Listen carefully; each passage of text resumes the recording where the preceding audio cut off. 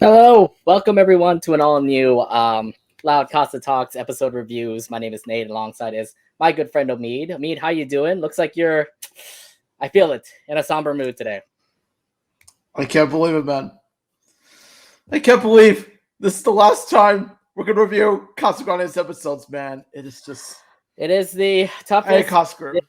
Pretty much say our goodbyes to the Casagrandes. The show is pretty much over. Last episodes just came out last week, so it's time to finally what's it? How do you say this? Tie the bow on it, and head over to the Loud House in this case for the Casagrandes. It was too soon, man. It was way too soon, man.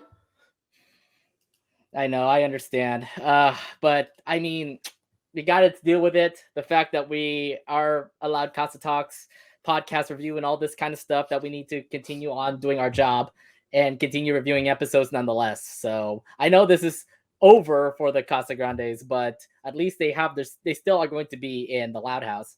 So it kind of sucks. I mean, we'll explain our thoughts later on before we start our episode reviews about what's going to happen next for the Casagrandes. But to say the least, the show's over, and it just is sad considering how funny, how epic, how great it was going to be for season 3, knowing that we have a lot of secondary characters having their own stories, and how the Casagrandes are still being the lovable family that we know.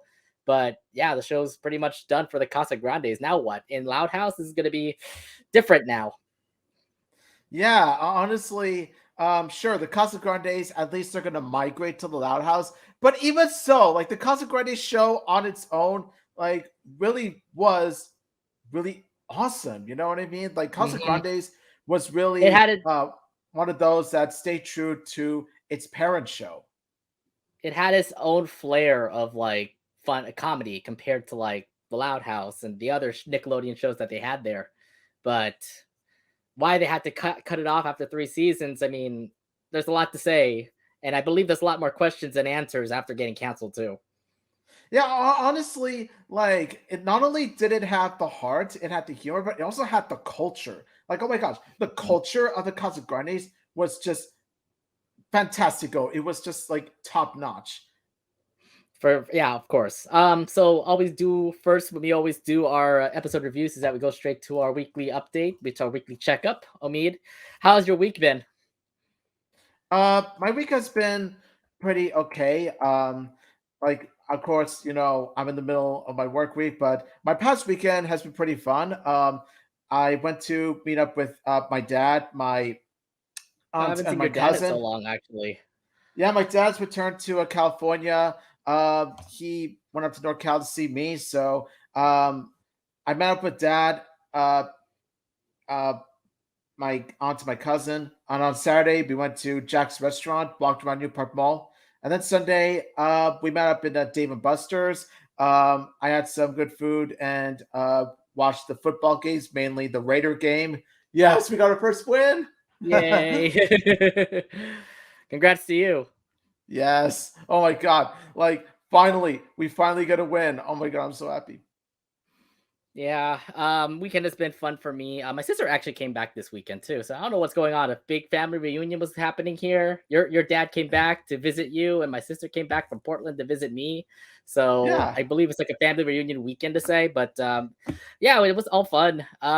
Just her just hanging out with us, plus she had her friends to hang out with as well. But for me, I also did like hang out as I pretty much just like relaxed at home. I went to like play some couple card games with some Y Sports people, but then we Oh, also nice. I also checked out was it Splatoon 3. I finally was able to play it now. It's fun, by the way, really fun game. It really So is. Yes, it is. High recommendation. yes, it's a really fun game. And to be fair, I need to keep on leveling up, and also I need to do better with like the roller or the sniper gun, whatever that is, and also decorate my character a whole lot more, and also do my whole little drawing thing. I need to do a little Anne drawing for my icon or something. Yeah, I already have my icon, so I'm all good to go. So All right, so and I see you, I'll see your whatever drawing you made. oh yeah, like I gotta show it to you. Okay, sounds good. All right. For before we talk about the episodes, let's talk about what's happening now. The Casa Grandes is ended. The end is here. It is over. goodbye to the Casagrandes. There's just so much to discuss from this. I mean, we already have a lot of episodes from the Loud Casa Talks talking about like why this is the bad move that Nickelodeon had to go ahead and cut off the Casagrandes and everything. But it is what it is. The Casagrandes is over. 3 seasons worth of episodes that were both funny. They were both funny. They were hilarious. There was a lot of great comedy. We also get to see awesome characters as well, from the Casagrandes to the Changs to all of the people that were in Great Lake City. Yeah, the show is pretty much over. But the thing is that what's going to happen next for this family? Like, okay, show's over. And the other thing too is that as we continue to review these episodes, there's something that's missed. That's something that's kind of weird when you look at those final episodes and you're thinking, this is not over, or is it? Because obviously the Casagrandes are going to be in the Loud House, but from the way that it ended for the Casagrandes, I'm like, maybe there's more than that to me. Yeah, honestly, like that whole ending right there, I don't want to give anything away yet until we actually review the episode, but for the way that it ended, it definitely ended on some sort of like cliffhanger-esque kind of ending. Like it definitely felt like a cliffhanger. Yeah, exactly. And the thing is, like, if they were gonna move it to season 4, then we could have seen more of like, what the heck was that ending? But no, we don't have it now. So it's like, what are we just gonna see it in the Loud House season 7? Is that what you're gonna do now? You're gonna put it in season 7? Yeah, plus it's gonna be the return of the With the Casagrandes episodes in the Loud House. I mean, I don't know. I mean, Great Lake Freakout is coming out in October, and that has Ronnie Ann and Lincoln at least. So at least that's fun. Not only that, it has the Casagrandes family as a whole too. So I'm just saying, like, they don't need the Casagrandes text, blah with the Casagrandes, aka with the Casagrandes. Hopefully they don't do that anymore. They just pretty much are blending the Casagrandes in with the Loud House, pretty much making like two big whole families in one season. And I don't know how you're gonna work it out. You need more Louds, but you also need more Casagrandes. So I don't know how it's going to work. I'm just wondering, like, how much of the Casagrandes episodes is the Loud House going to dedicate itself to, giving? Like, how many episodes are going to focus on the Louds? How many are going to focus on the Casagrandes? I know. I mean, I really hope they actually like kind of even it out, or at least make it 60% Loud House, 40% Casagrandes, which sucks considering that there's so much story that happened in the Casagrandes. They need their own show, but now they don't have their own show, so it's just them just being in the Loud House now. Yeah, it is. So, okay. Hey, welcome to Loud House, Casagrandes. Okay, so my thing right now is what's going to happen to those secondary characters? Because we've been loving them in Great Lake City. What's going to happen to the Changs? What's going to happen to Maybell or Vito or Bruno or all these other characters that we've been loving so far? I really hope they actually be a part of the Loud House, but who knows? I mean, it is the Casagrandes only going to the Loud House, which means, okay, are you talking about the whole show or just the Casagrandes? You'll be funny. Okay, like imagine we get a Loud House episode focused on Becky. Like honestly, I would love that. Yeah, I would love that. No, we're not talking about the original Loud House Becky. We're talking about the Casagrandes Becky. It's like it'd be funny if they have like a Becky episode that is under the Loud House name. I mean, yeah, we would definitely love that. I mean, I was looking for Becky episodes or Nikki episodes, any of the other best friends to have their own episodes, but they don't have those. I mean, season 3 started up something great for the secondary characters. I mean, Sid and Adelaide have their own episode. Sid had their own special. The Changs have their own special. I'm like, why don't we have that? Are you gonna put that in the Loud House now? Yeah, like Adelaide has her own. Adelaide has her own episode. I'm just like, watch. There's gonna be like an Adelaide episode that is a Loud House episode. Adelaide had her own episode, and I'm kind of thinking like, are the Changs even going to be in the Loud House? Because it's the Casagrandes going to the Loud House. So I don't know how it's going to be because it's just going to be piling on more and more episodes of like Loud House and Casagrandes. So it's weird how it's going to be. I'm just hoping that they actually even it out and actually have Casagrandes with secondary characters in it, because I started to love the secondary characters more with their episodes. I mean, the Maybell episode with Do the Fruit Shake, I started to like her more because there's a lot of backstory about her. Vito, I'm starting to like him too. And same with Bruno. Bruno was only just a hot dog cart guy, but he has more than that. And of course, Sid and Adelaide. Obviously, I love them too. It's just that we can't see them now because the Casagrandes is over. I just hope they actually have an appearance in the Loud House. Like honestly, chances are that there's going to be like for each season, there's going to be like two at the least, and 3 at the most that is dedicated to the Casagrandes supporting characters. I really hope so, because it would be a waste of potential, because you had so much opportunity in season 3 to actually have those secondary characters have their own stories, and in the end, now they don't have it anymore. So it's sad if you actually put it that way. Yeah, man, it's like truly heartbreaking. Yeah. So we are now going to see the Louds come. I mean, the Casagrandes coming back to the Loud House. I would imagine a lot more Loud Casagrande chemistry. How excited are you to see that? Um, yeah, I'm definitely excited to see that. Definitely excited to see the chemistry, of course. Of course, there's a huge chemistry between the Loud family, the Casagrande family, like way before the Casagrandes cancellation. We see their chemistry between the two families ever since the Loud's Thanksgiving. So I'm just hoping that we get to see more. Like I said, I get to see more Loud and Casagrande chemistry. I mean, like what you said, Omid, the Loudest Thanksgiving got some potential for like episodes between characters of the Loud House and the Casagrandes. I mean, you saw one already that we're going to review next week that had the cooks of the both families. You had Rosa and Lynn Senior, facing off in a cook-off here. Now you're kind of wondering what other characters from the Loud House and the Casagrandes can they meet up. I mean, we're already going to have a Lenny and Carlota episode, which I can't wait to see. Lily and Carlitos, maybe that could be a good one too. I don't know what Carlos or Frida will have against with like other Loud House characters, but I can see them work together on something.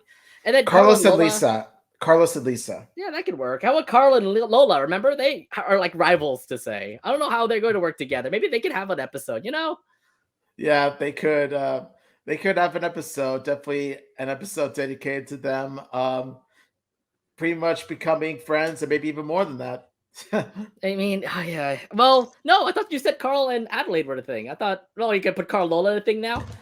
As of now, Carl and Adelaide are platonic, so anything could happen. So yeah, I would imagine that Carl and Lola, they'll become friends at the very least, and then if they do become if they do go on a date, it'll probably be temporary. They go back to being friends or rivals again. Yeah, I can understand that, but I mean, here's the thing that I think is the best of it is that we get to see Casagrande Loud House, Casagrandes and the Louds actually working together in Loud House episodes. So I would love to see that more. Which means more Ronnie and Lincoln episodes. So you Ronnie Kid fans are gonna love that.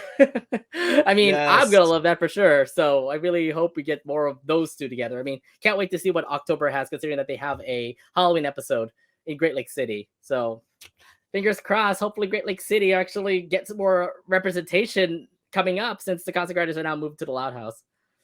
Oh yeah, man! First we got a Loud House of Casagrande episode with them celebrating Thanksgiving. Now they're celebrating Halloween together. It's like jumping one holiday to the other. We could have got them celebrating Christmas, but then that last 5 seconds, it's like it pretty much it was teasing us right there. It's like, okay, they're celebrating Christmas together, but we don't really see it. I have a feeling that they're gonna have a Loud House Christmas episode again, but this time with the Casagrandes. So there's that. And then fingers crossed. Hopefully, we actually get to see that like the live action appearances of the Casagrandes in the really Loud House. I really hope so. What I want more than anything else is a live action Ronnie Ann. I really hope so, because you already got a live action Bobby. So where's Ronnie Ann in this? Hopefully, we get live action of her. Plus, you also hopefully get to see Liam, Zach, Stella. Stella live action. But that's another story. But yeah, the end is here, guys. I know everyone is sad and upset and all that, but we can't do anything about it. Nickelodeon pretty much pulled the plug on the Casagrandes, and now we're gonna deal with the fact that they're just moving into the Loud House. So expect Loud House Casagrandes episodes in season 7. But yeah, the show is pretty much over. As you can see, I have you can't see the tears, but they're real, man. It's all right here. So are you ready? These are the last 4 episodes of the Casagrandes. So for those who are watching on YouTube and Twitch, these are the last 4 episodes that we'll be reviewing. This is the series finale of the Loud Casa Talks Casagrandes episodes reviews. Yes, let's give it the proper send-off that it truly deserves. All right, so let's start off on So let's start it off on the 23rd of September with the first episode that came out on that day called The Oddfather. Synopsis here says Carlos has to choose Carlitos Padrino in time for his christening, but will he make it the right call? So the episode will begin with the Casagrandes setting up the christening party for Carlitos. They got balloons, they got like all these fancy setups for his christening. Rita's mural was almost done except for one thing: the Padrino was not picked by Carlos. No, sorry. Rita, say Rita, by the way. You put Rita, by the way. Wait, what? Oh no, Frida. I meant to say Frida. I'm like, you put it on the outline, Rita. I'm like, you messed up there, dude. Typo, my part. Okay, yeah. Frida's mural almost done except for one thing: the Padrino for Carlitos was not picked. So, what are your thoughts on this christening party for Carlitos? And well, what big goof for Carlos, because he was supposed to be the one to pick the Padrino, but now he's running out of time on who to pick the right Padrino for Carlitos. Yes, as it turns out that, of course, Carlitos is having a christening party, and I'm thinking to myself, he grows up so fast. He grew up so fast. And look at that. Look at that. The mural is almost complete. The only thing that's missing is, well, like you said, a Padrino. But who's a Padrino? Well, yeah, Carlos, maybe you should have, maybe you should have picked your Padrino already because, yeah, time's running out. Tick tock, tick tock. I was wondering, once he picks the Padrino, wouldn't like Frida's like mural literally change, because the Padrino was just a black object right there. So I was thinking like, who's the Padrino? And then obviously Carlos forgot the Padrino. I'm like, okay, well, this is not good. Who will be the godfather for Carlitos? Yes, so the Padrino. So what was it? Now Padrino, of course, is Spanish for godfather, which means heaven forbid something would happen to Carlos and Frida, there will be someone to take care of Carlitos. But a Padrino must be decided by the christening of Carlitos. The importance of Padrinos are definitely something huge, and the christening for Carlitos is, I think, something awesome when it comes to the Mexican culture for a baby. How did you like this whole representation of how a christening is in this family? As usual, the Casagrandes really does nail its representation. It really does nail its Mexican cultures and Mexican cultural traditions and all this stuff. I really like that. It really does show how the Mexican culture is, of course, also dedicated to celebrating the christening of a baby, because they are very religious like that. So I really do like how they show that side of the Casagrandes, because seeing the religious side is not one we see often. You know what? I mean, we keep on seeing more of Mexican culture everywhere, and I do love the fact that I mean, like, from the first thing I saw from the title, Oddfather, it just reminds me of The Godfather. I'm like, ooh, Godfather stuff. Okay, this is gonna be fun. I love the reference, by the way. Thank you, Miguel. And just the fact that we're talking about Godfathers, I don't expect it to be like what the Godfather movie was. At least there was at least some Godfather-ish sort of like meaning to it, because in a Mexican family, apparently it's supposed to be a huge about having a Godfather, especially for your baby. Yeah, honestly, like, Loud House was more Godfather than the Casagrandes. Remember that scene in Sound of Silence? That one reference in the one Godfather reference. Oh, right, I remember that. Yeah. So yeah, this definitely tells you something, that episode is more Godfather-like than than the episode. It reminds me more of April Fool's Rules, if you remember that episode. Remember Luann with a cat, Lily just petting it. That looks more Godfather-ish. I remember that too. So yeah, honestly, well, okay, there is a reference here in the Oddfather itself. We won't give away later, but we'll just move on. Mm-hmm. So the thing is that, of course, we already talked about it. Carlos just didn't have a Padrino for Carlitos, so he now needs to find one. And the first person that he goes to was Romeo. What are your thoughts on having him become the Godfather? I feel Romeo does have potential. He is a really good family friend of the Casagrandes, particularly Frida and Carlos. So yeah, honestly, I can see why Carlos did have Romeo in mind. And does he turn out to fit the bill? let's talk. Let's go over it right now. I gotta say this though. Look, he's a great young man. He looks like he could actually like be responsible when it comes to looking over Carlitos. But to be fair, he's very distracted when it comes to his art, and you can totally see it in this upcoming scene where he literally just leaves Carlitos alone, and disaster pretty much happens over at the art gallery. Yeah, that tells you something that scratch Romeo off the list. He doesn't quite fit the bill after all. Yeah, he didn't turn out to be great. I mean, his figure painting was fine, but then he started to actually become like make it a disaster, and apparently the art gallery started to go down. To say the least, Romeo is not responsible when it comes to looking over a baby. To say too much on your phone, man. Come on. And Carlos knows this by okay. Here's how Carlos knows it. So pretty much he installs a camera on a teddy bear so he could spy on his pick for the Godfather to see if they can pretty much be suited for the role or not. I just see what Carlos is trying to do, but then on the other hand, though, you're kind of spying on them. It's kind of not the most moral way to go on about trying to find a Godfather, but I just see where Carlos is coming from with this. Mm-hmm. Now, the next person that Carlos has was Mr. Nakamura, and he looked to be like a really nice guy. He watches over dogs. I don't know about babies, but he does have a son. So it kind of looked like the right choice. I mean, when you first saw that Mr. Nakamura would be a candidate for Godfather, what were your thoughts on him getting the role? Again, he does have potential. He looks to be like a responsible middle-aged adult here, and judging by like his appearance, judging by his mannerisms, judging by how we see him as a character, he does look to be father material, especially with his own son. And everything was going well. Everything was going well right up until a certain scene that we're going to talk about right now. Mm-hmm. Okay, to be fair, I actually saw Mr. Nakamura as a really nice guy. I mean, he watches his dog perfectly. I mean, Nelson is a good dog, I guess. And yeah, Mr. Nakamura looked great. But the thing is that, according to what Carlos says, he has a lot of collectibles and he watches over his collectibles like, precious children to say. So if he can actually watch his collectibles like flawlessly, then he can actually watch a baby flawlessly too. But the other thing too is that I don't think Carlos knows what he collects. And apparently he collects the very creepy clowns.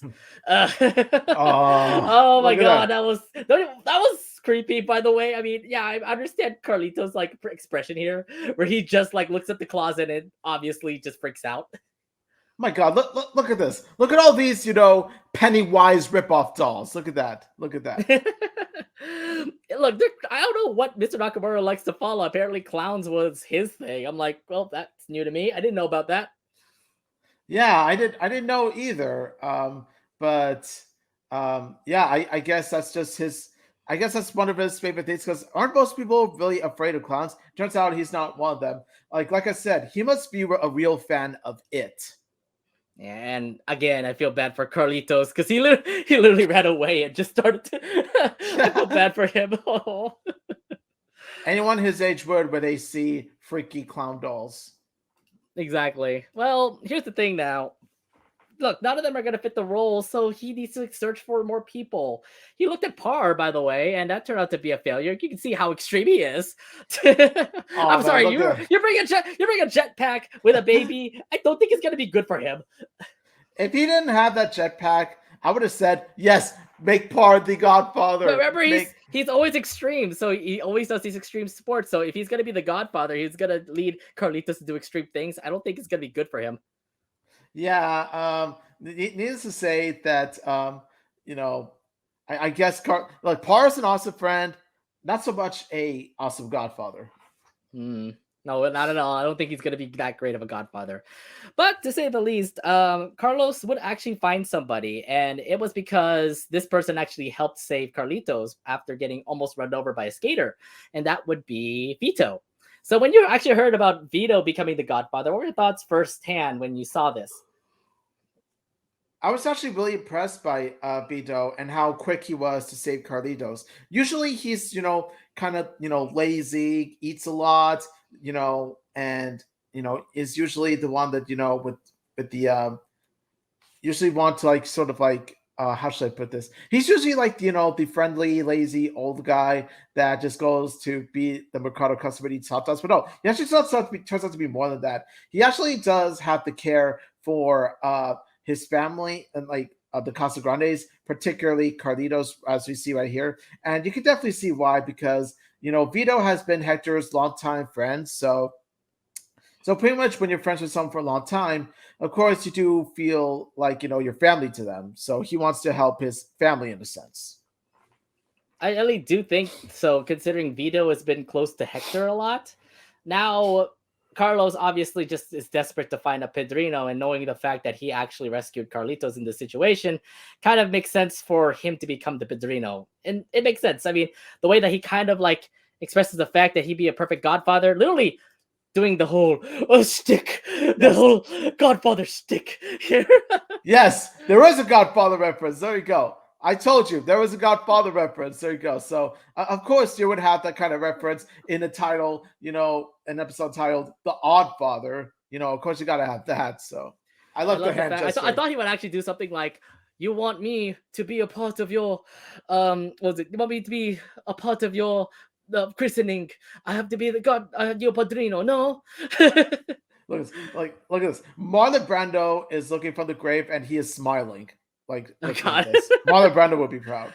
Oh God, yeah. But to be fair, yes, Vito is going to be Carlitos Pedrino. That's agreements to Carlos and pretty much the whole family now. After Carlos introduces Vito as Carlitos Di Padrino, he noticed something different about Carlitos. Literally, um, from one walk, Carlitos is starting to change. What are your thoughts on what Vito is doing to Carlitos? Um, Now, of course, when you do see Vito and Carlitos spend time together, of course, you see Carlitos acting suspiciously different in a way. And by suspiciously different, I mean he dresses and acts different. And by dresses and acts different, I mean he dresses and acts like Vito. Like he even says Vito's words, "Oofa doofa," to Dufa. him. "Oofa doofa," which is apparently his Vito's own catchphrase. So that's when you tell that Vito's influence is already rubbing off on, the little toddler. I can't believe it. How? I mean, the thing was that he was just going to walk him, and then it was like what, an hour, 2 hours away, and then obviously Carlos is worried. Then you get to see how Vito pretty much changed Carlitos, literally dressing up just like Vito. I mean, oh my god. Well, one thing to So keep that in mind, Carlitos does copy people. We see Carlitos copy true others. copycat too, but I would imagine this was under the influence of Vito in this case. I would imagine so too. Like Vito just has that influence on him. So now the other thing too is that they even go out to dinner, and well, the thing here is that I guess Carlitos got all those meatballs. Yes, look at that. Look at all those meatballs. I wonder what he's gonna do to really feed Carlitos the Yeah, meatballs. We yeah, see Carlitos. We see Vito actually make a meatball smoothly. yeah. And the thing is that, well, according to what Carlos is saying, he's still teething, so he needs soft foods, and he will give him soft food by pretty much like blending it up and giving it to him. Yeah, look at that. Look at Carlitos like enjoying himself, enjoying that meatball sauce, meatball smoothie. He really does love it. Yeah, but here's the thing too. Like you get to see all this kind of stuff where what is it? Vito is just dressing him up like himself, like dressing Carlitos up like himself.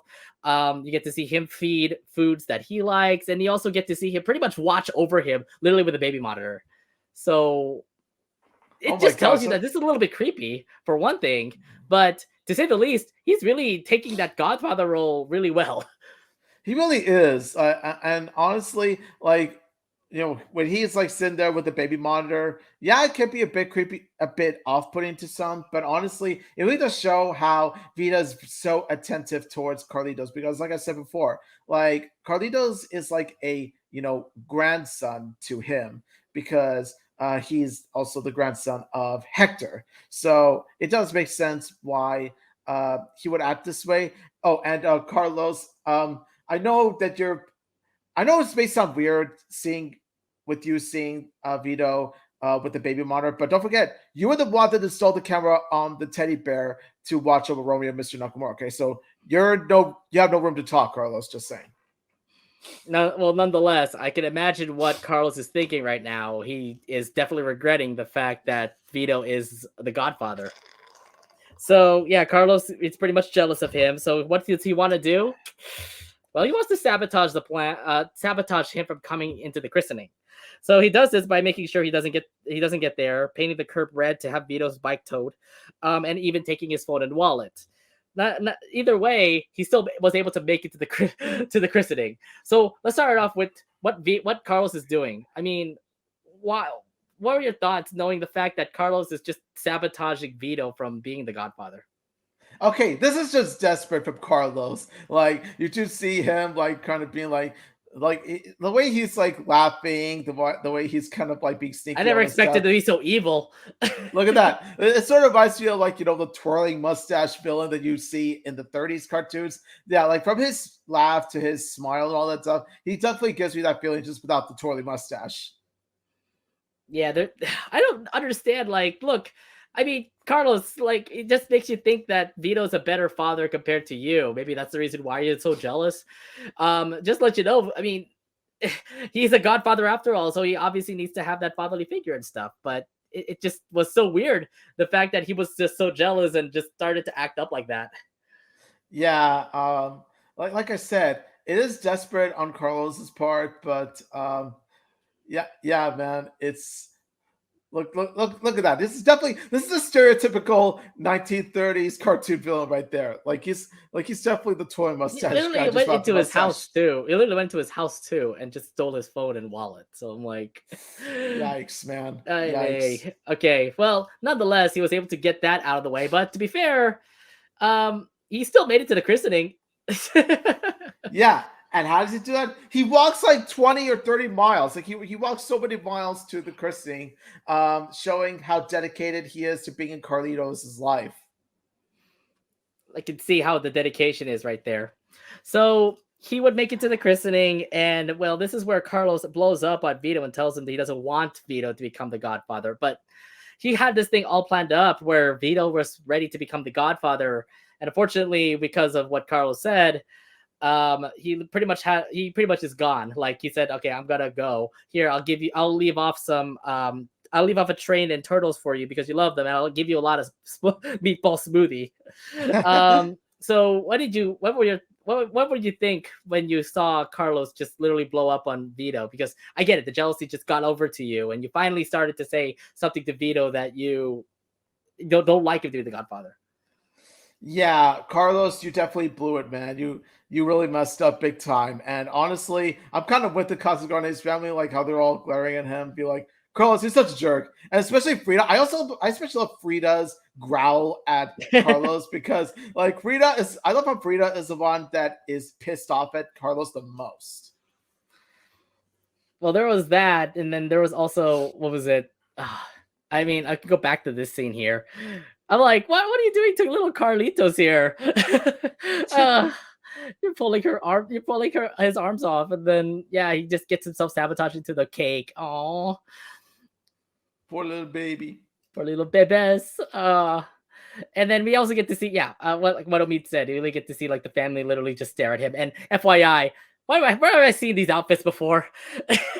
Yes, yeah, we see them in other episodes, like Ronnie Ann's dress, for example. We see it in a Zoomergency, and of course, Hector and Rosa's outfits. We saw them in Babysitter,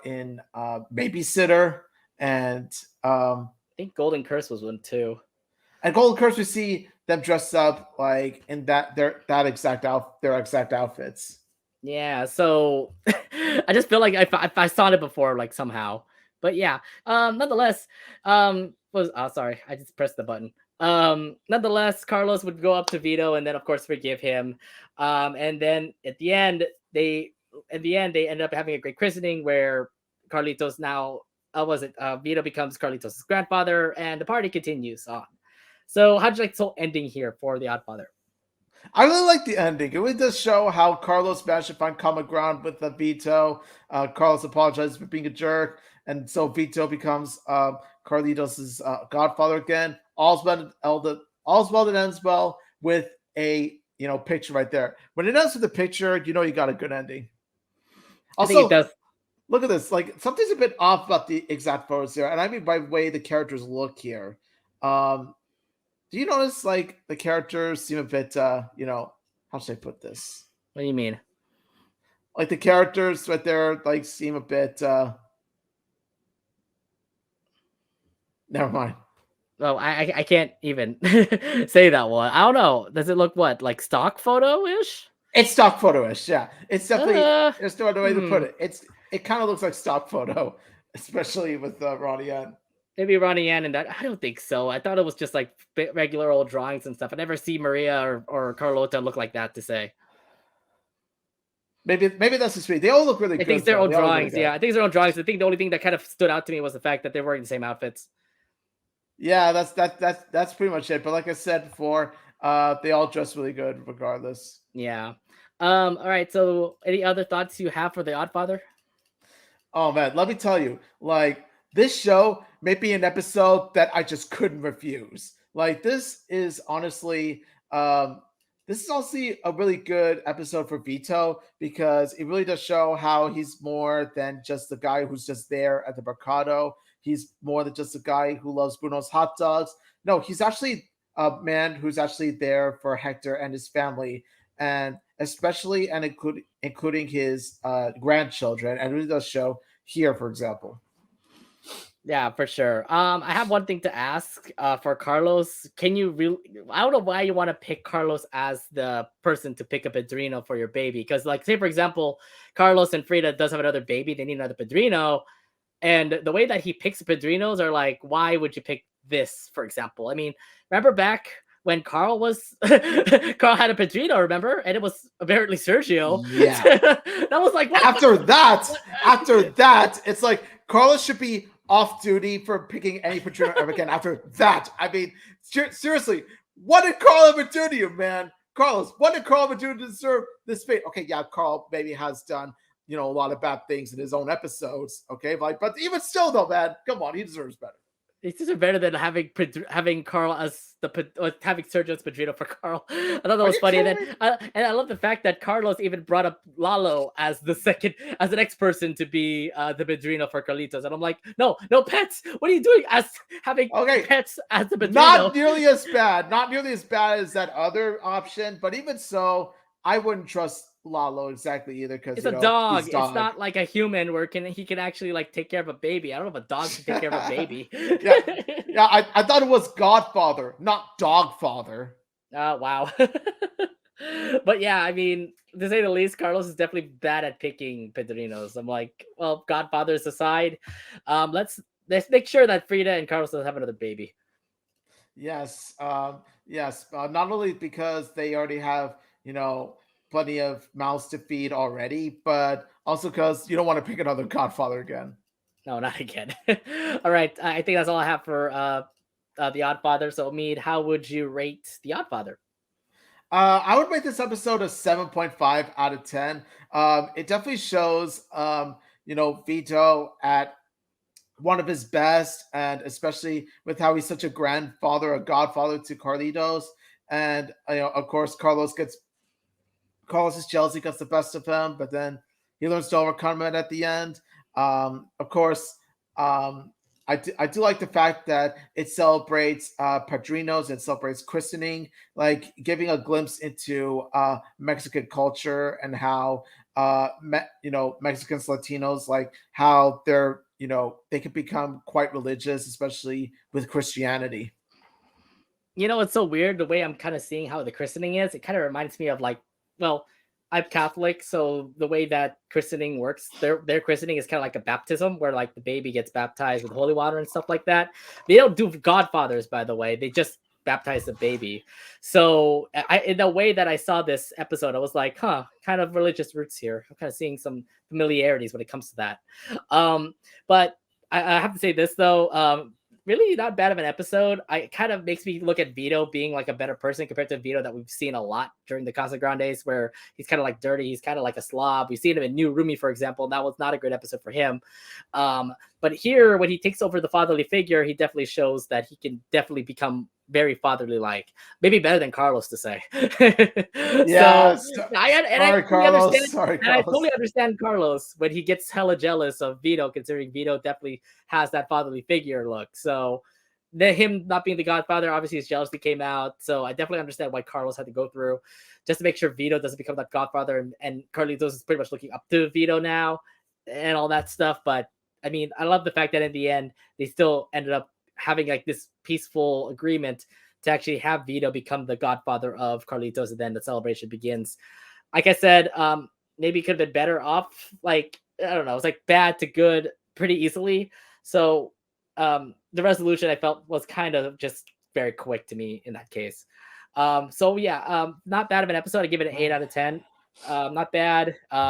Still really good light for Video, especially for this episode. I agree, man. All Also, right, side note, so I love the Godfather movies, Godfather 1 and 2, like pure cinema quality. all right, so let's head over to the second episode that came out on the 23rd of September. It is called Long Shot.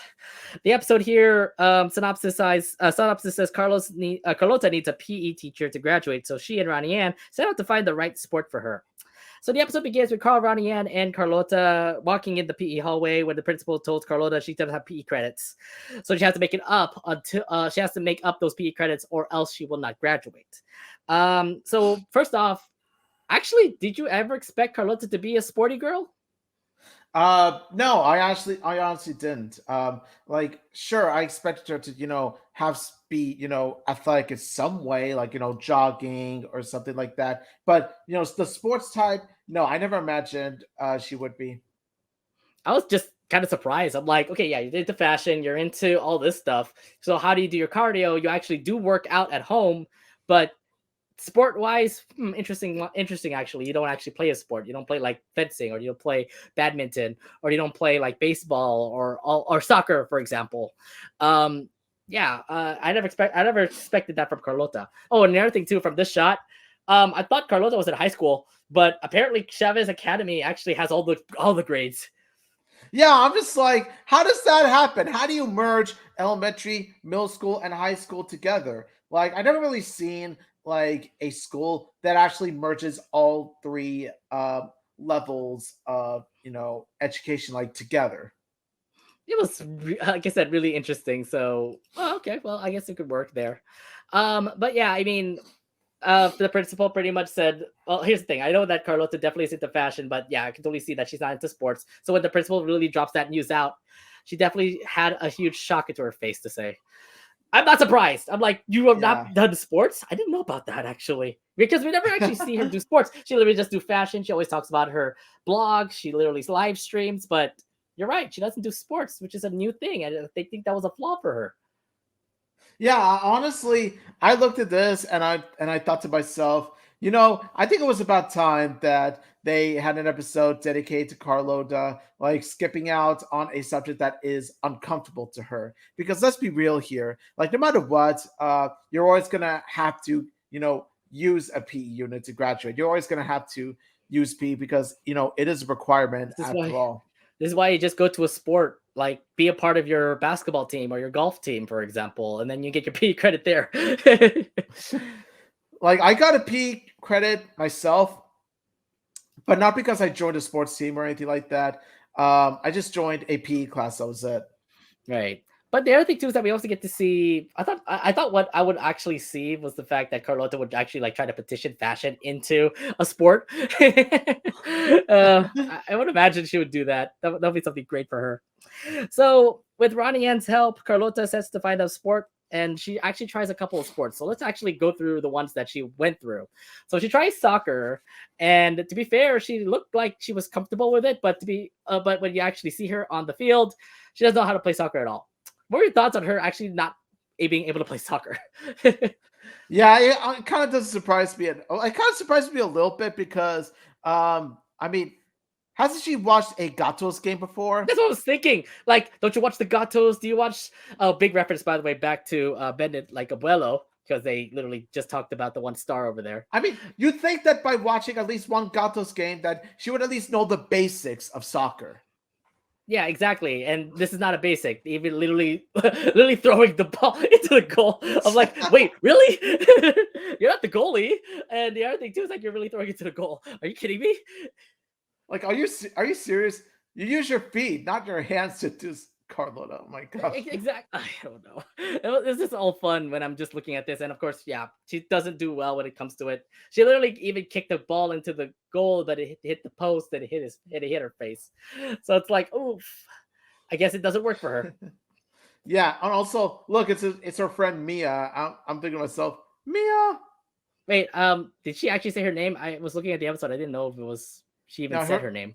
Her real name is Mia. I think Carlota mentioned her friend's name. Oh, right. She said her name. But the thing is, like, she didn't get a full introduction to her. So it's like when I first saw her, I'm like, who is this person? How did it turns out know her? It turns out she's actually Carlota's new friend.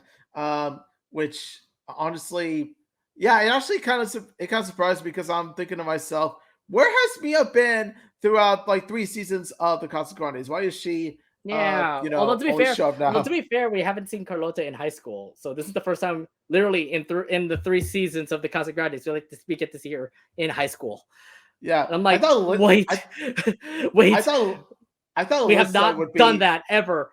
Why didn't we actually have there was potential for Carlota to actually have friends in high school, and now we get to bring this up now? Yeah, I thought Elisa would be Carlota's BFF, but no, like she's got to have a companion while Elisa is off doing, celebrity things, all this stuff. So, it's nice for Carlota to have a friend who is, well, not really famous, kind of a nobody. Yeah, but still, I mean, we could have had more chances for her in high school, but I don't think we ever had an episode where we get to see her in high school, like in her high school environment and all.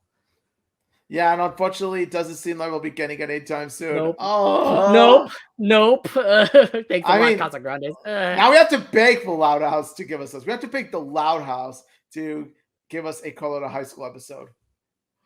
So now he actually tries pole vaulting, and well, to be fair, I don't think it's gonna work out for her. First off, really pole vaulting for Carlota? I don't. Oh god. I didn't think it was great. I didn't think that was a good choice for her. Also, I'm like, wait, Ronnie Ann, you're picking pole vaulting for Carlota? Can't she really like try to get herself over the bar there? Yeah, I'm sort of thinking to myself, that was way too high. By the way, like I would imagine like Ronnie Ann saying to Carlota, win this for the PE credit, and then Carlota goes, for PE credit, yeah. Although she didn't even go over the bar, she literally just like is chilling up there. Yeah, no, honestly, like, SpongeBob should show you how it's done, Carlota. Just saying. Mm-hmm. And then last but not least, she also tried fencing. And well, to be fair, look, she didn't do good. She didn't do good in that either. You would think that she would excel in fencing, given that it's a classy sport, and Carlota is classy, like Ronnie had just pointed out. So yeah, I would imagine like Carlota going on guard. Like, yeah, I would think so too. I mean, like for people who are like into fancy stuff, fencing definitely is that fancy type of sport. But no, she definitely couldn't be able to do that. She literally wore her outfit the wrong way, and of course, it was all a mess to say. Yeah, it turns out that she's no Inigo Montoya. No, she's not. Yeah, she turned out to fail over that as well. So yeah. Say the least, Carlota doesn't have much sports to do. So what is there for Carlota, that is? Well, here's the thing.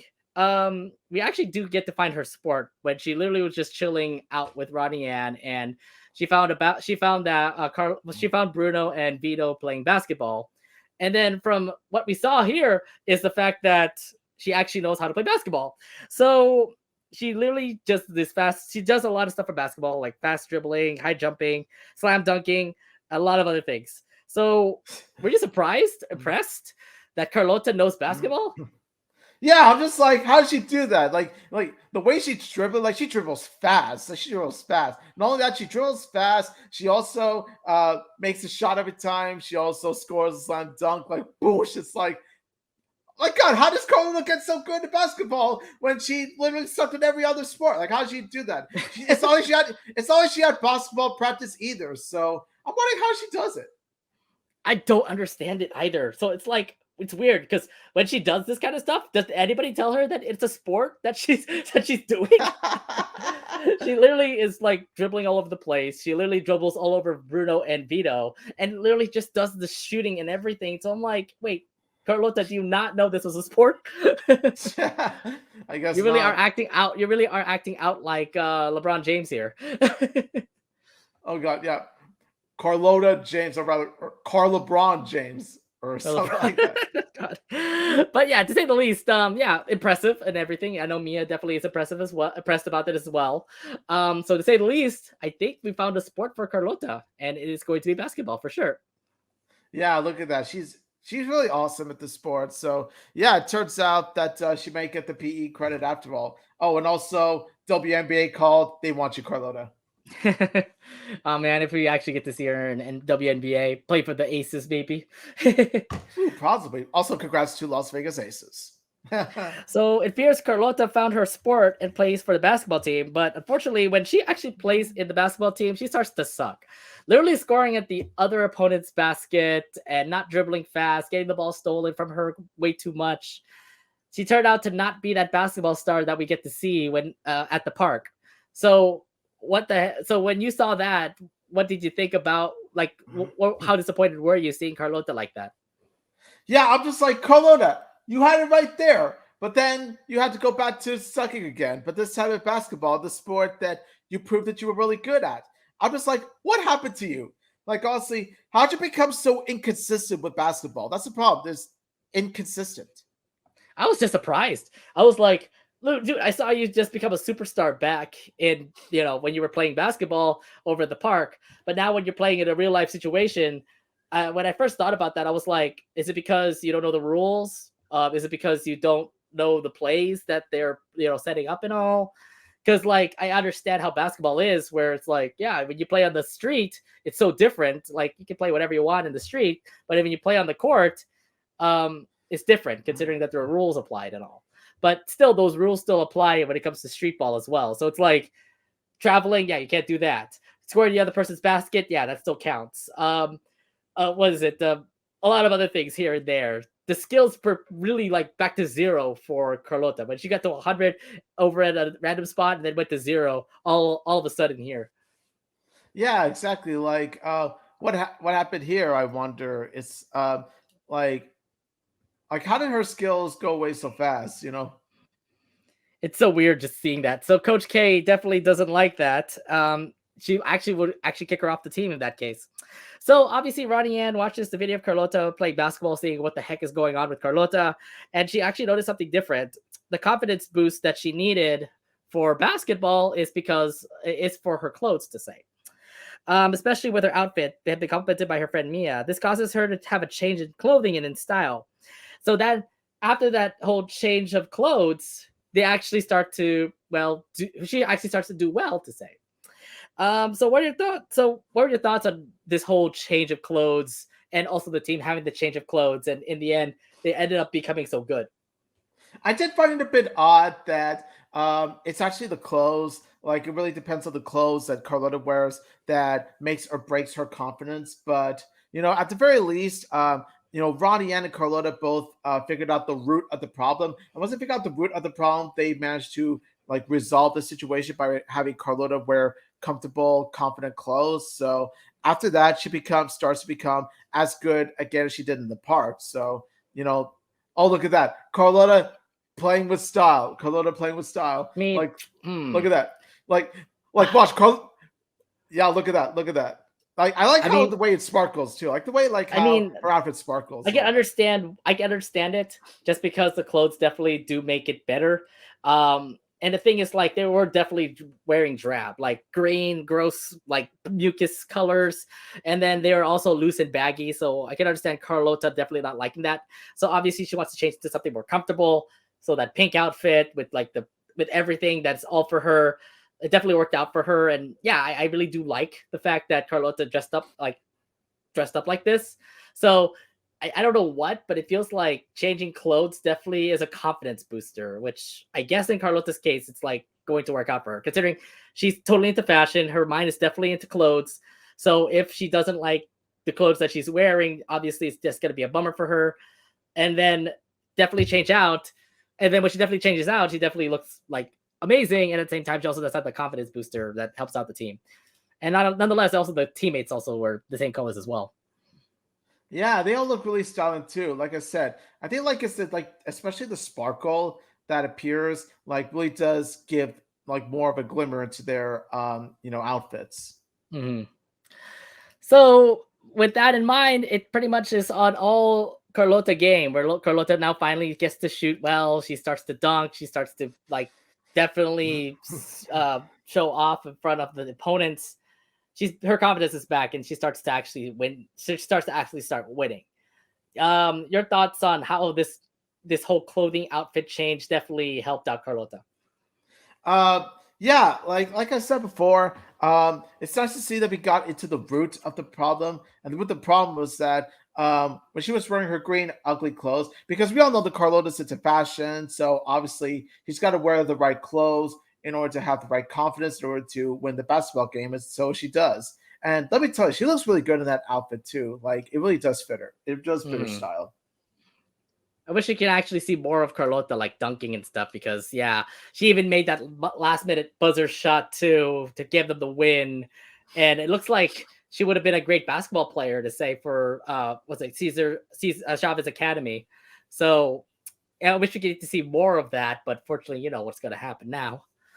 Yeah, until the Loud House, like hopefully the Loud House actually gives one episode at least to, Carlota focusing on her in the sports team or her and her friends. I really hope so too. If anything, Carlota definitely needs to be like more shining. Besides fashion and stuff, let her actually play some basketball. It definitely is something that would be like a good feature for her in an episode or anything. All right, so anything else you want to bring up from this episode? All I gotta say is, Carlota Casagrande is going to be in Space Jam 3 now. Watch. We're going to see Carlota. Oh my God. Carlota's going to be in Space Jam. Carlota for Space Jam 3. Let's go. Oh my God. Okay, better than LeBron James. Yeah. I hope Warner Brothers can pick up Carlota. I mean, it won't be as iconic as, when Michael Jordan did the role, but at the very least, it could be Jordan was at least the legend. Michael Jordan was a legend, and I just felt like when LeBron James started in Space Jam 2, that was definitely not good. Let's hope that could be at least better. That could turn out to be at least better than what we got last year. Yeah, like I said, Space Jam 2, definitely not a good movie. I do want to say this though. Do not mess up with Becky's bun. Oh God, I remember this. Oh God, yeah, here. Yeah. Do not mess up with Becky's bun. And I mean, yeah, I understand. She definitely is a girl with tempered stuff. But holy crap, when she got her haircut, I'm like, yeah, Carlota, you're definitely for doom.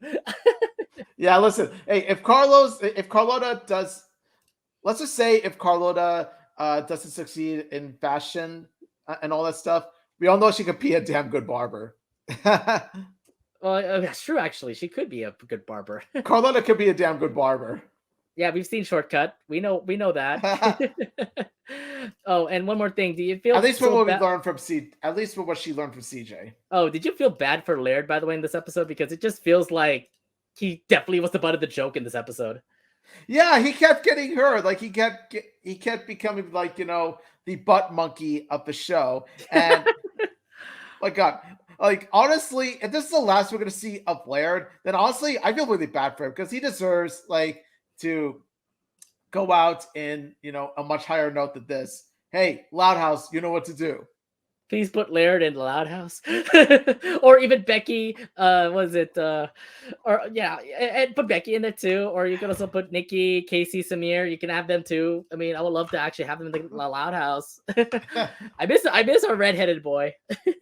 I know. Make him a Loud House character now. All right. And then, of course, one thing that also stood out to me, I believe nobody has actually brought this up, But this Mia character, if you notice what she was wearing on her head is a hijab. A hijab. It's a hijab. Yeah, and it's some Middle Eastern representation. So I mean, you're Middle Eastern. How did you like the fact that this was represented in the Casagrandes? Love it, love it, love it, love it. Honestly, I'm thinking to myself, I can't believe this is the last we're going to see of Mia in the Casagrandes. Ken, Loud House, you know what to do.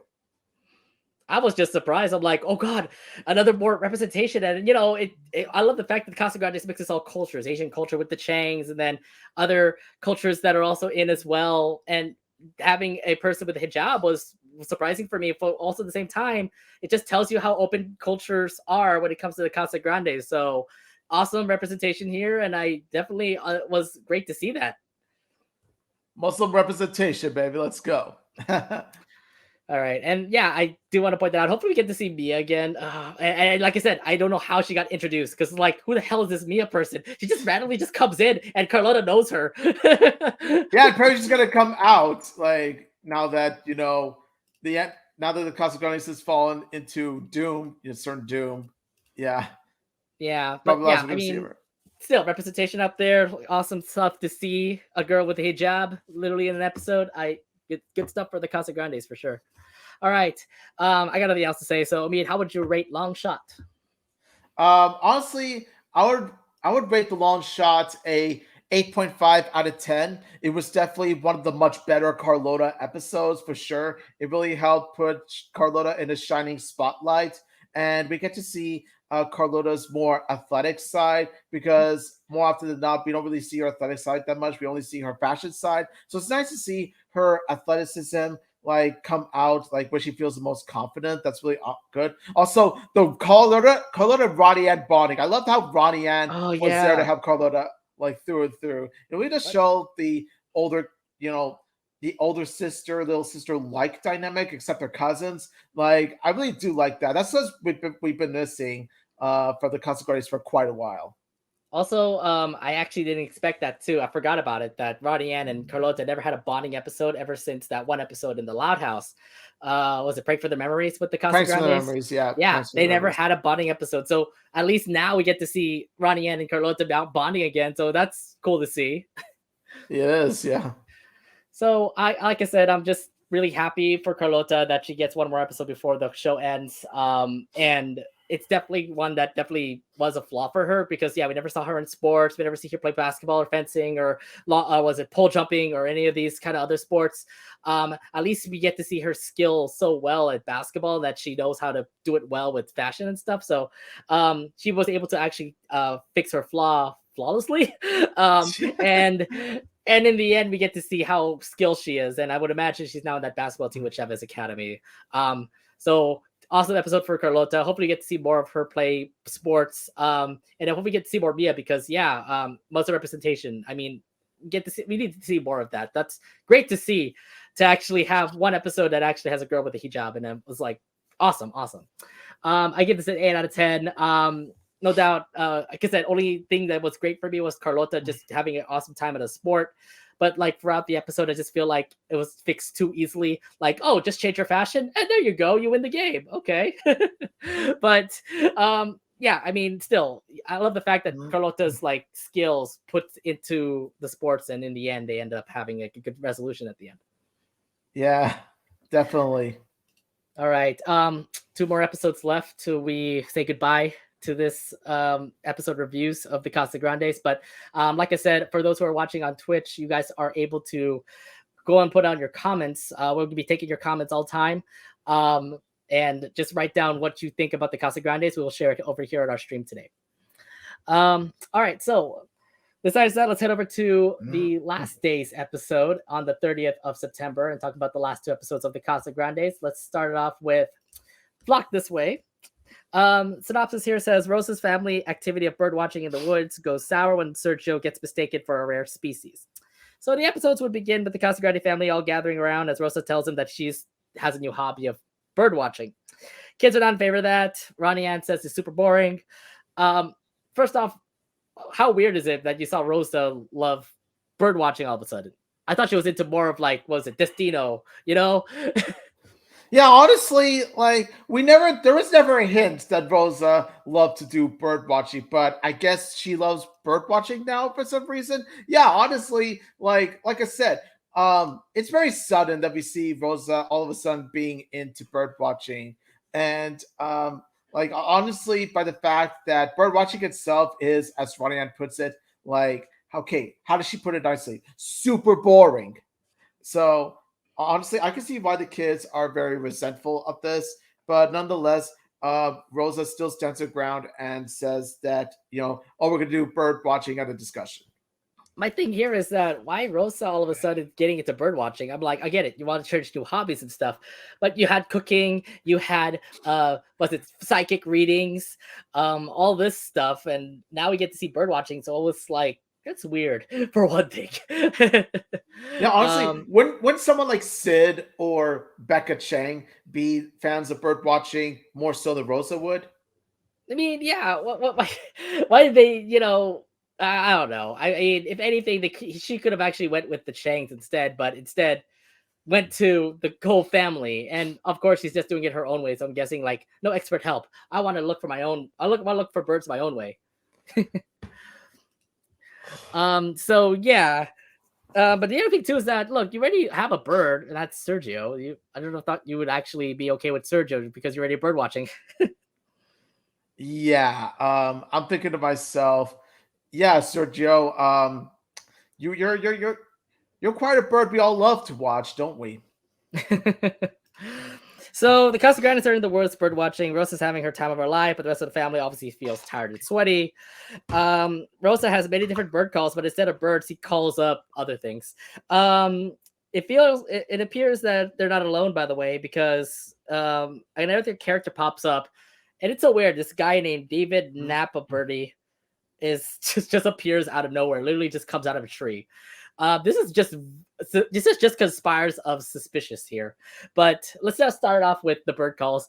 Omid, I understand like the family's definitely not liking this. Obviously, Rosa's having a fun time. The rest of the family isn't.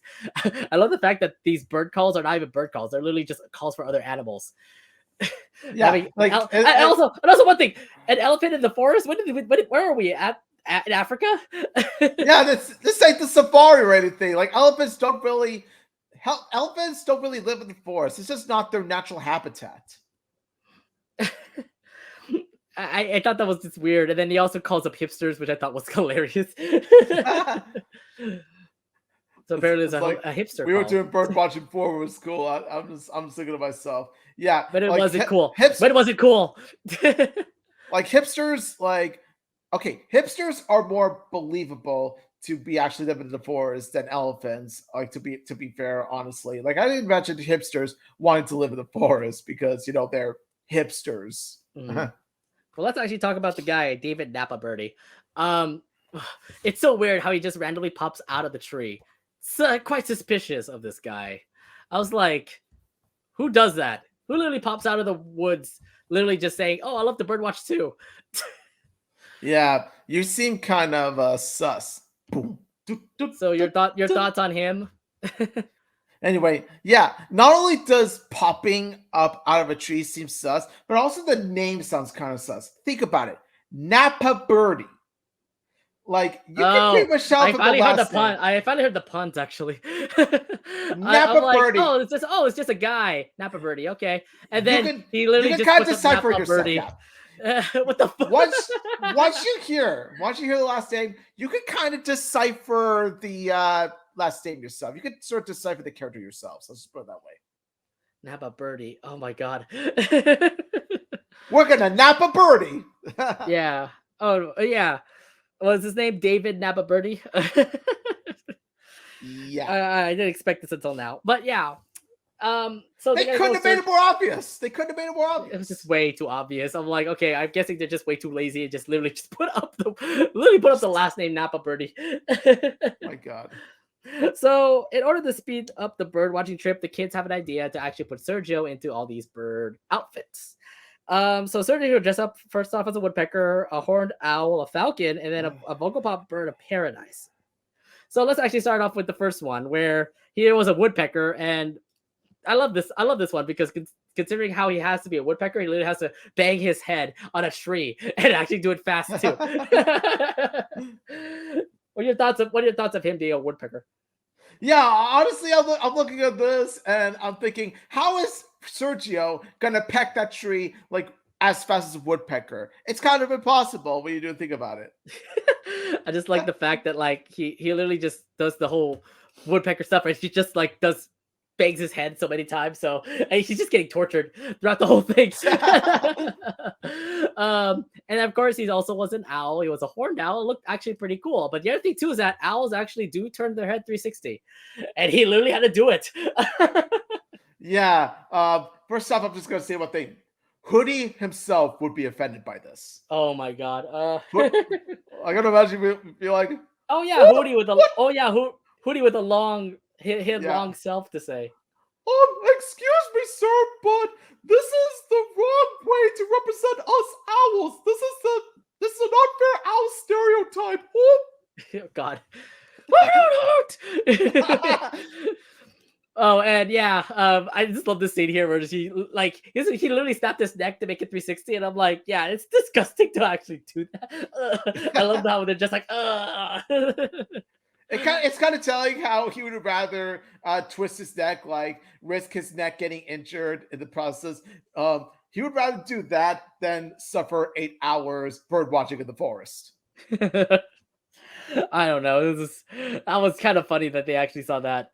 And then he also was a falcon too. So he's dressed up in a falcon outfit. Plus, he also has a jetpack that obviously needs to speed him up, considering that they are fast birds. So, your thoughts on this? Because like he did a good job, but when he actually tried to go fast, he literally blew himself up. Yeah. Look, Sergio with the rocket. Yeah, you can definitely tell that he could definitely go as fast as a falcon, and definitely a blue falcon at that. So he actually was a falcon, and then at the end he also was a a Volgapop bird of paradise, and we also get to see him pretty much like show off and flaunt that he is definitely an awesome bird. So your thoughts on Sergio being that last bird and become a rare bird apparently? Oh my god, look at that. He's just getting ready. You can tell he was ready for that spotlight. Like, oh my god, you can tell he's just hawking the spotlight. You can literally hear the words "me, me, me" because that's all he ever thinks about. It's all he ever thought about this entire series. I don't. Nonetheless, I mean, that last one actually did do well for him. He definitely is showing it off, and no doubt about it, he definitely did a great job with that. So things would actually go well, and yeah, the family was able to find all those birds, and they're ready to go home. But thinking that she had the Volgapop, Boga completes this trip, and they go home. Although David had other plans. Turns out this person actually would take care of capture him. If it wasn't for the last name himself, you already know what he's gonna do. But if you don't actually follow up with the last name, you'll know what happens next. Where David literally captured Sergio. Your thoughts on this? Okay, say what you will about the twist villains from the modern Disney and Pixar movies, but they were at least well constructed. Okay, like they were at least twists you didn't see coming. Okay, like with this, on the other hand, I saw this coming from a mile away. I saw this twist coming from a mile away, especially with the whole Napa Birdie last name. Okay, so I'm just saying, I'm just putting it out there. Disney and Pixar know how to do a twist villain when they do so. My thing here is that when they know Disney Pixar, they know Disney. When he came out of the trees, I was just like, yeah, there's something suspicious about this guy, and I'm like waiting for the time to happen when David starts to like do something that obviously twists the plot, and then this happens here. I was like, yeah, I knew it. You're a bad guy. I knew it. You were gonna be a bad guy. It's like we knew you were the imposter. Okay, we knew you were the imposter among us the whole time. You were among us. Yeah, I mean, he was just an odd guy out. I mean, who literally just pops out of the trees and just becomes friends with the Casagrandes. I don't think that's how you actually meet up with friends, especially in the woods. So I knew from the beginning, I'm like, this guy's really suspicious. And yeah, you get to see, yes, he captured this bird, but obviously it's not the rare bird that Rosa was talking about. So first off, he'll be disappointed, but at the same time, that he's definitely wants to keep this bird for keepsakes and all. And This is what that, happens when you're kids, a collector. is why you should never talk to strangers.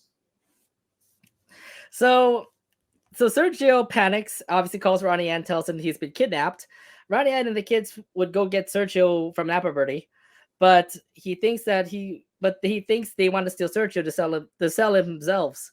So to rescue Sergio, the kids would use bird knowledge they learned from the whole bird watching trip, and to make sure that Napa Birdie's out of the house. So what were you thinking, knowing the fact that the Casagrande family actually knew a couple of things when it comes to the bird trip, and they used those skills, especially in this situation where Sergio was captured? So what I like about the fact is that even though the Casagrandes did hate the bird watching trip, like let me tell you, they resented it so badly. They even set up, Sergio to pretty much disguise himself as many birds in the first place to get out of the trip. Even though, despite that, they still learned a few things. Like they learned a few tricks up their sleeve, like when they were in the bird watching trip themselves. Like, for example, bird calls and all that stuff. So I do like the fact that they really picked up, that from, the bird watching trip. And of course, they use it to pretty much to try to save Sergio for some reason. So of course, some reason. I don't know if you want to actually keep Sergio with this guy.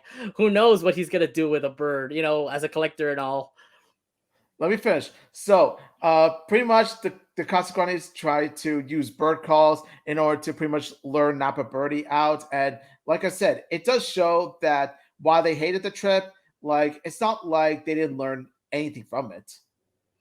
That's true. I mean, they may have been bored at the end, but at the same time, I mean, it would be cool if they actually know the progress of how they actually learned about all they've learned from that trip. But it's just so weird when they actually just knew from the start, when they're trying to rescue Sergio, that they know all these skills of bird calls and trying to capture birds and stuff like that. I'm like, wait, did you learn this in this trip?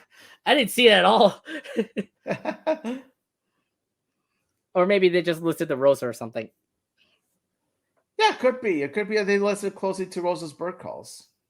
So they were able to actually get out Napa Birdie, but at the same time, Napa Birdie does come back because apparently that call didn't work to capture his bird. The kids at Sergio were able to set a trap and have Napa Birdie locked in a cage and wrapped up, ready to be delivered. So what are your thoughts? The fact that at the end of the day, they were able to use the bird calls and all of these bird traps in order to trap Napa Birdie and get him out of the house. I do like the fact that, as per usual, it's the kids collaborating, working together to pretty much use the wits to create a trap for Napa Birdie, to trap David Napa Birdie. I do like the fact that it's quick thinking and all that stuff. So it really does show how smart the Casagrande kids really are, that they would strategize to take down the enemy. Like, really, in the end, like, you get to see the kids just trying to hide from Mr. Napa Birdie and really just doing whatever it takes to make sure that Sergio doesn't get taken again. So yeah, they may have screwed up one time where Carl literally just put out his El Falcone figure, and then obviously he would hear that. So like, yeah, good job, Carl. But you know what was great is the fact that the family still worked together, and in the end, they were still able to capture Mr. Napa Birdie, and with the use of El Falcone, and in the end, they also were able to get him out of capturing Sergio. So to be fair, they all worked together, and great job for the Casagrandes to rescue Sergio from this one crazy guy. Yeah, good on them, even if it is Sergio, but I'm so proud of them for saving their pet bird. So they rescued Sergio, and obviously they need to talk to Rosa, considering that they talked to Rosa considering that obviously they didn't like the whole trip. They were apologizing. Just the fact that Sergio was captured from this one guy and that they had to rescue him and everything. She accepts the apology and had them do another activity, beekeeping. So your thoughts on this ending here, where Rosa starts doing another thing and that they apologize to Rosa? Beekeeping, that's gotta sting. Am I right? I mean, yeah, that's gotta, yeah, honestly, when I found out about when we found out about Rosa's latest activity, which is beekeeping, I'm thinking to myself, you gotta be careful not to get stung. Just saying. I think here is a good moment for the Casagrandes to actually literally say that they apologize. I would imagine just because of the whole bird watching scene here, because the thing is that Rosa didn't actually see those birds. It was pretty much all dressed up as Sergio. So when that one guy captured Sergio, they obviously need to rescue him because obviously that's not the rare bird that Rosa was talking about. I love this moment here where they literally apologize, especially Ronnie Ann. She had to be the one to apologize to Rosa. And it's all is good and all. But yeah, the whole beekeeping thing. And I'm like, Rosa, please stop with your hobbies. It feels like you're just going to continue to suffer the kids. I think that's the whole point. I think that was Rosa's idea, was so that she wanted to teach her kids a lesson. But did she have to do it in such a painful way, like beekeeping? I don't know. The Oh ending was god. actually pretty hilarious. I'm like, oh, Do, cool. You guys hate a boring thing. Now let's do something that really hurts: bees keeping. oh god. Cue Nicolas Cage joke here. My eyes. Ah. So yeah, that's how the whole episode ends. Omid, what were your do you have anything else you want to bring up from this episode? Nothing much I want to say except this is a pretty good appetizer to what we're going to be talking about, which is the main course, movers and bakers. But overall, like this was quite a I would say enjoyable episode per se. So I also do want to bring up one thing to in this episode. Wow, we haven't seen was it Christine Capados again? Or was it Christina V? Yeah, it turns out it was Christina V. You're right. Yeah, But Christina V is back, and apparently she's Miria again. yeah, like honestly, I heard the voice. I'm thinking to Or myself, Murda, sorry. yeah, I'm thinking to myself, whoa, Christina V. Huh, nice. I think like I think Nat would really love this episode. Like she would really love it just by the fact that it's Christina V doing the role. Of course, she's Miraculous Ladybug, so there you Yep, go. yep. So There's a I bit of mean, miraculous news right there. It's miraculous news. well, I mean, the thing is that she appeared in one episode before, and now she appeared again. So it just tells you like the continuity is there. Like she is just a random secondary character, but she does pop up and actually help out at the end of the day. Which is nice. Which is nice. All right. I got nothing else to say about this. So, Mead, how would you rate Flock this way? I would rate this a 7.5 out of 10. It's a relatively good episode. With them being bored by bird watching. Of course, the forest looks beautiful. And like I think what really sort of like grinded it, but sort of like kept it. What made it rushed pacing was, of course, it would shift over to a rescue mission, and of course, you know, it would be like a too quick of a rescue mission, and of course, Napa Birdie being as too obvious as a twist villain as ever is also they kind of brought it down. But overall, I do like the fact that like the Casagrandes did learn some bird watching, even if they hated it, and I just like the fact they came clean at the end. So all in all, relatively good stuff. It was such a weird episode. I think the only thing that kind of made this episode great was just how hilarious it is. I mean, yeah, you get the pun at the, you get to see Mr. Napa Birdie, and I'm like, okay, that name now fine. Now I understand why he was doing this. It took me a while actually, like until today. I actually now noticed. Oh, Napa Birdie. Oh, now I get it. Stupid pun of a freaking last name. Yeah. So David Napa Birdie able. I mean, the thing is that when you find a person literally just walking around in the woods and that would become your friend, it just tells you like this is something suspicious about this guy. And obviously, they look to have a fun time, literally just going around bird watching, and in the end, they had to become a rescue mission. So I thought the plot twist was okay to say. To be fair, I just didn't find it entertaining. Like, okay, cool. Rosa likes bird watching. The kids don't like bird watching. Kids do a plan to make sure Rosa likes bird watching, and then they have to rescue. We had to rescue Sergio at the end, considering that they made a big mistake and all. Like I said, I wasn't all right with this episode. I was kind of meh. Didn't really entertain me that well. I mean, the comedy there was just great, but not that funny. So Flock This Way, not really one of the best episodes I've seen. So I give this a 6.5 out of 10. Really, just not that good, not that kind of like mood to watch this one. Say, Yeah, I'd rather I'd rather spend my time with it Walk should be This Way better. rather than It should Flock be This better. Way. There's better episodes than this, and I felt this Yeah, one was kind of lackluster. I want to listen to Walk This Way rather than watch Flock This Way. Just Yeah. saying. I mean, props out to Rosa. Rosa does definitely like these brand new hobbies, but I feel like just continue to like your hobby, cooking, or was it psychics and stuff? Maybe that could still be your thing. But with this new thing of beekeeping and bird watching, I don't think this is definitely gonna work for her. I don't think so either.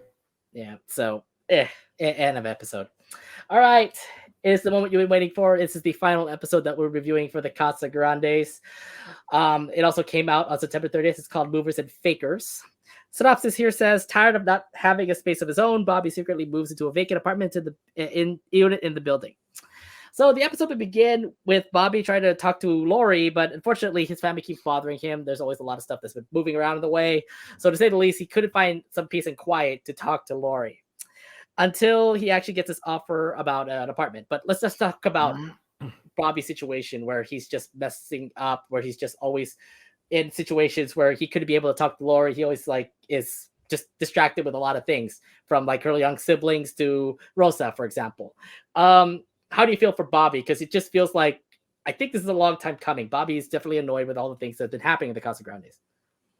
Yeah, honestly, this is definitely a Bobby's version of Garage Band. If you remember Garage Band, Lori went through the exact same thing. So of course, just like his girlfriend did before him, of course you would expect Bobby to be frustrated, sort of vent out, saying that he can't take it anymore. He can never get privacy or anything like all that stuff. I'm just thinking to myself, Lori and Bobby are definitely made for each other. Also, I love that part where Ronnie Ann tries to find her skateboard, and then she sees Lori in like the camera. She's like, "Oh, hey, Lori!" I love that little bit. I love that. I love that little bit because it really does, show Ronnie Ann thinking of Lori as in a way her own big sister, like after Carlota. Okay, so I actually do want to point this out too. Remember, Carl also did say hi to Lori, but not in that creepy way that we always get to see Carl with Lori. Remember the Yeah, first episodes of the Casagrandes? We get to see like Carl always like Goo Goo Gaga for Lori. honestly, like after season 2, it's when Carl stopped being creepy all over Lori. Like Thank Carl God. sort of lost his crush. Carl sort of lost his crush on Lori, like in season 3, which is good because the last thing we need is another cringe crush on Lori. Okay, because it works so well with Clyde McBride. Am I right? Oh God. Just let Lori and Bobby have their time. Do not have like younger siblings go over Lori. Seriously, man. Oh God. Oh yeah. How many seasons of Clyde and Lori? 3 seasons, if I remember correctly. Yeah, like he stopped crushing on Lori like since season 3 or season Well, 4. I was gonna say for Clyde too. Clyde was also the same thing. Remember, they had change of heart. That one episode that really did change the heart for Clyde to not like Lori. I remember it did. So now, obviously, he needs to find an apartment. Thankfully, this person that was also living in the apartment, named John Philippe, tells Bobby that he's moving to Paris because he's got a new job there. So he's asking Bobby who's willing to, rent out his apartment. Lori brought up the idea that Bobby should rent out the apartment after like so much convincing. Oh, Bobby. So what were your thoughts on? So you have this opportunity for Bobby now can finally move in. I just feel like Bobby definitely needed it. What were you thinking when Bobby had that offer for him? Okay, like I do like the fact that how like Lori is the one to come up with this idea that Bobby, you should move in with into John Felipe's apartment, and so Bobby does take the offer. So I do like the fact that, like, there's a solution for him, even when Bobby like doesn't really put two and two together. Like he has to have Lori do it for him. Well, Like I said, it I think that's a thing. That's a dynamic between the two of them. I mean, yeah, Bobby could be a little bit of a ditz, but there's Lori that could back him up all the time. So if anything, Lori was definitely there to tell him, "Hey, you should move into John Philippe's apartment." Yeah, like I said, like Bobby is definitely the Lenny of the Casagrandes, and moments like this really does show exactly that. Right. So the thing is that he has to break the bad news to his mom and Rosa. And from the way that he thinks of it, it doesn't turn out to be good to say. Yeah. Oh my God. Like Rosa even brings out this emergency giant chancla, and it's like ah. I was like, oh my What God. kind of suffering is this? Because he literally just says, "I'm moving out," and then you can see Maria go ah, and you can see Rosa go ah. She brings out a huge giant chancla, and I'm thinking to myself, okay, Oh, you mean this that's chocolate? it's Rosa's final smash right there. Rosa's final smash is a chocolate. I was looking at this and I'm like, why are you giving out the chocolate here? Is it just a big chocolate for big emergencies? I'm like, Bobby's moving out of the nest. God, let him hit him so that he doesn't actually go out of that nest at all. So apparently she would rather give Bobby a concussion rather than have Bobby move out of her place. I don't. At least according to Bobby. That's the thing. It's just all in his head. But I'm like, look, Bob, look, Rosa definitely is huge. Definitely is really overreacting in this case if he has a huge chocolate and just literally hits Bobby with it. Maria's definitely has a huge overreaction too, considering, look, you're the mom.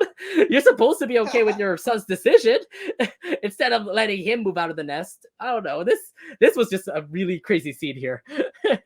Yeah, it is. That's like when they went loco. They went loco. Yeah, they definitely went crazy.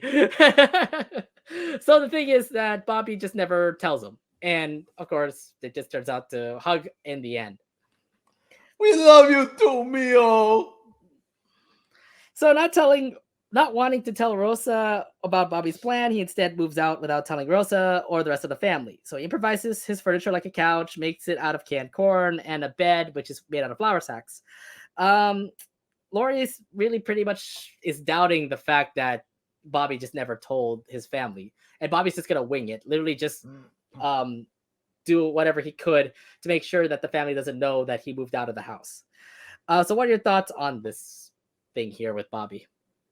Yeah, I do love the fact that they really did Lori justice in the Casagrandes again. Like this really does show that this time around, it's pretty much Lori contributing as sort of like the voice of reason for Bobby. You know what I mean? Like, like she's there not just for support, but to also give him the advice that he needs to hear. You know what I mean? So I do like the fact that how Lori's not there just for the sake of a cameo. No, she actually does serve a purpose to the story. She serves a purpose to like she serves a purpose to Bobby's moving plan. Like she serves a purpose to pretty much tell Bobby maybe this isn't the right way to go. You need to tell your family.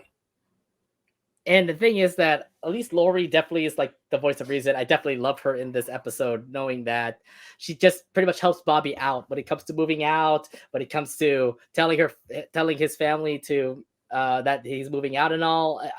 I just felt that Lori definitely is the voice of reason, and she definitely does have an important role here. I mean, there are some parts in where Lori comes into the Casagrandes and there wasn't much about her, but this time around, I just feel like this definitely really worked out for her, knowing that she was a huge lead character to help out Bobby in the situation. Yeah, honestly, I think this is an episode where they pretty much used Lori the best. Like this is Lori at her best in the Casagrandes, and it's very fitting too, considering that this is pretty much the series finale of the Casagrandes. So I like how, considering it's a series finale of the Casagrandes, it's pretty much Lori at her best in the Casagrandes. It just tells you Aloud can help out a Casagrandes even in their own episode. I mean, you can see Lincoln also help out Rowdy Ann in so many situations in the Casagrandes. I've seen you, Skatey Phantom. Cat, like yeah, Skatey Cat too. Skatey Cat, for example. Yeah, I've seen you, Phantom episode. And Phantom Freak Out, yes. Phantom Freak Out, yes. I just forgot the title.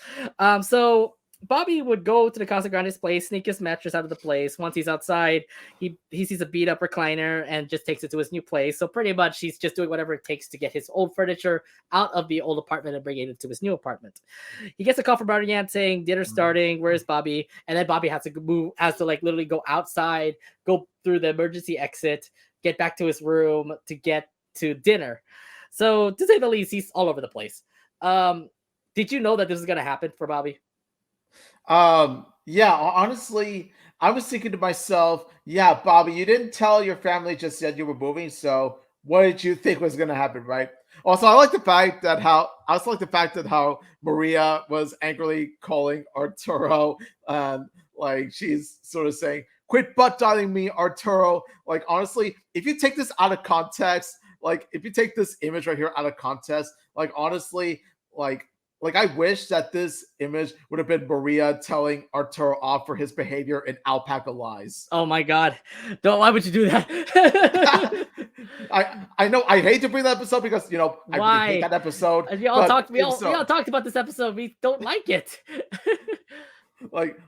Maria is saying like Arturo, quit butt dialing me. I'm just like Maria. I don't think butt dialing is the worst that Arturo has done. I'm just saying.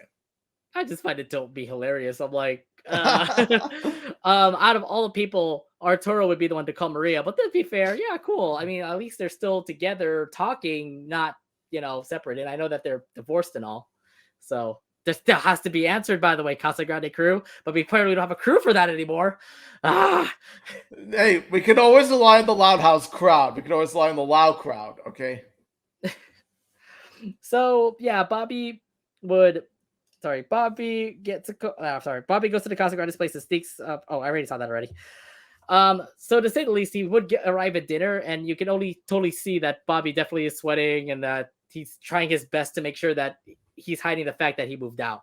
So I understand his situation, where it's like you do all these kinds of stuff, you already feel a little bit suspicious. The family probably is a little bit suspicious about what you're doing, considering that they thought that you were at they were at. Sorry, they were thinking that you were Bobby, you were at your room, and then remember that one part where like Rosa was knocking at her door a lot of times, and he's like, "Why didn't you answer?" "Oh, I was wearing earbuds," or something like that.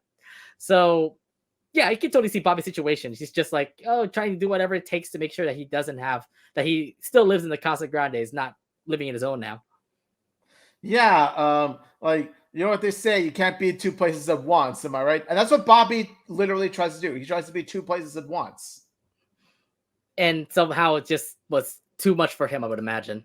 So Bobby would get a call from Lori, and she tells him to just tell his family to pretty much say that he moved out. Bobby, however, won't listen and tells her that he's got a foolproof plan system that will have Bobby go places to places without the family knowing.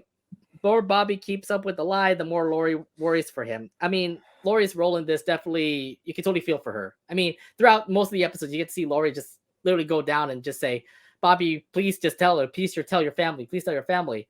Yet Bobby just continues doing this plan. I mean, why, Bobby? You just talk to your girlfriend, probably listen to her. Maybe it would have been much better. Yeah, exactly. I mean, you gotta listen to your girlfriend because if you do, then you won't end up in a situation like this. Like honestly, I was thinking to myself, Lori knows that your family is very understanding, so you should probably know too. You've lived with them, so you think that Bobby would have known that they would actually take it better than he thought that they would. Like no giant chanclas, no screaming, no dramatic effect like that. Like no. Like they would actually have accepted. Oh my god. Like I could totally feel for Lori here. Like Lori is pretty much doing what she can in order to like pretty much to get to solve Bobby's problems, but then like you can see how it's kind of like straining on her, even though she loves him. It's just like he won't listen to her. Gotta listen to your girlfriend, Bobby. I mean, this is how relationships are, right? So when Bobby hangs up on, Rosa, Hector, and Maria will tell the family that they're having a cooking class with John Philippe. But remember, John Philippe moved out of the apartment. So they were thinking that when they come into John Philippe's apartment, they're going to see John Philippe. But remember, Bobby moved into that apartment. So Bobby would have to do some sort of like crash course on cooking. Cooking, speaking French, and even gather baking ingredients in time for Rosa, Maria, and Hector's little class together as she teaches him how to cook and all this kind of jazz. What are your thoughts on Bobby now, knowing that he's got to do all of this, make sure that he's John Philippe when they come over to his apartment? I'm just thinking to myself, how he pulled it off so fast. Like from listening to the French, pretty much learning how to cook, and even like doing like the facial thing. I'm just thinking to myself, Like how does he do that? Like, that quickly? Like he must have some fast moves. He probably has some fast reflexes from working the mercado, so that's probably that. Yeah, The from fast getting all that pacing. food to making sure that Maria and Rosa doesn't actually see Bobby coming in and out of the apartment. What was it? Listening to pretty much how to bake French with his earbuds, and then just becoming friend Philippe as well. I didn't Yeah, expect the hair and all that. yeah. Look at like the facial cream, like the facial It's not cream facial cream, it's dough. So he or literally puts dough. dough in his face, and he The literally face. just says, "Oh, this is what French people do."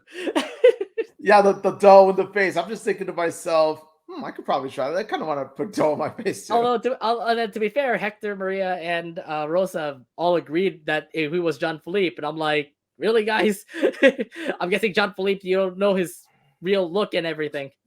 Like, do you not see right through his disguise? But then again, it could be like the hair and too, so that could be another thing. Like how He they? took off his plaid shirt and just wear his regular white shirt. Yeah, I'm like, I don't think they would have known Bobby like if he had worn like the dough over his face. Yeah, like I said, it's interesting how he was able to pull it off. Then again, I guess the parents are kind of like dumb like that. um, so when Bobby hangs up on Lori's incoming call, he actually clicks on different videos, and well, let's just say that the cooking class becomes so weird. He literally teaches him how to make it into paper airplanes and also how to cook pretty much improperly. Um, so what was it? Where is that at? He ends up burning the pastries, which ends up ruining Bobby's disguise, revealing to the family that it's really him, not John Philippe. So, what are your thoughts on how this turns out? Like this, how disastrous this whole play of becoming John Philippe in front of the parents became? Yeah, honestly, I'm thinking to myself. I sort of knew that like they would see right through his disguise. How eventually his disguise would fall off. Then the three would recognize Bobby right, right? Because that's how episodes like this usually end, where a character disguises as someone, and then the disguise falls off, and then the other characters do no figure out it was him, and then the other character disguises him and tells the truth, blah blah blah. Same thing here. It's pretty much plays by the numbers. However, it's actually after that, after he tells the truth, that makes the episode strong. Just this whole part here where it's like, yeah, Bobby, you just hang up on Lori, and then what happened after you hang up on Lori, you end up like messing up on your videos. So you had pretty much all of the family members pretty much make them into paper airplanes. You pretty much burned the paper airplanes because of your cooking methods. And then also at the end, you also get to see that the whole couch cushion that Bobby picked up from the outside was infested with bugs.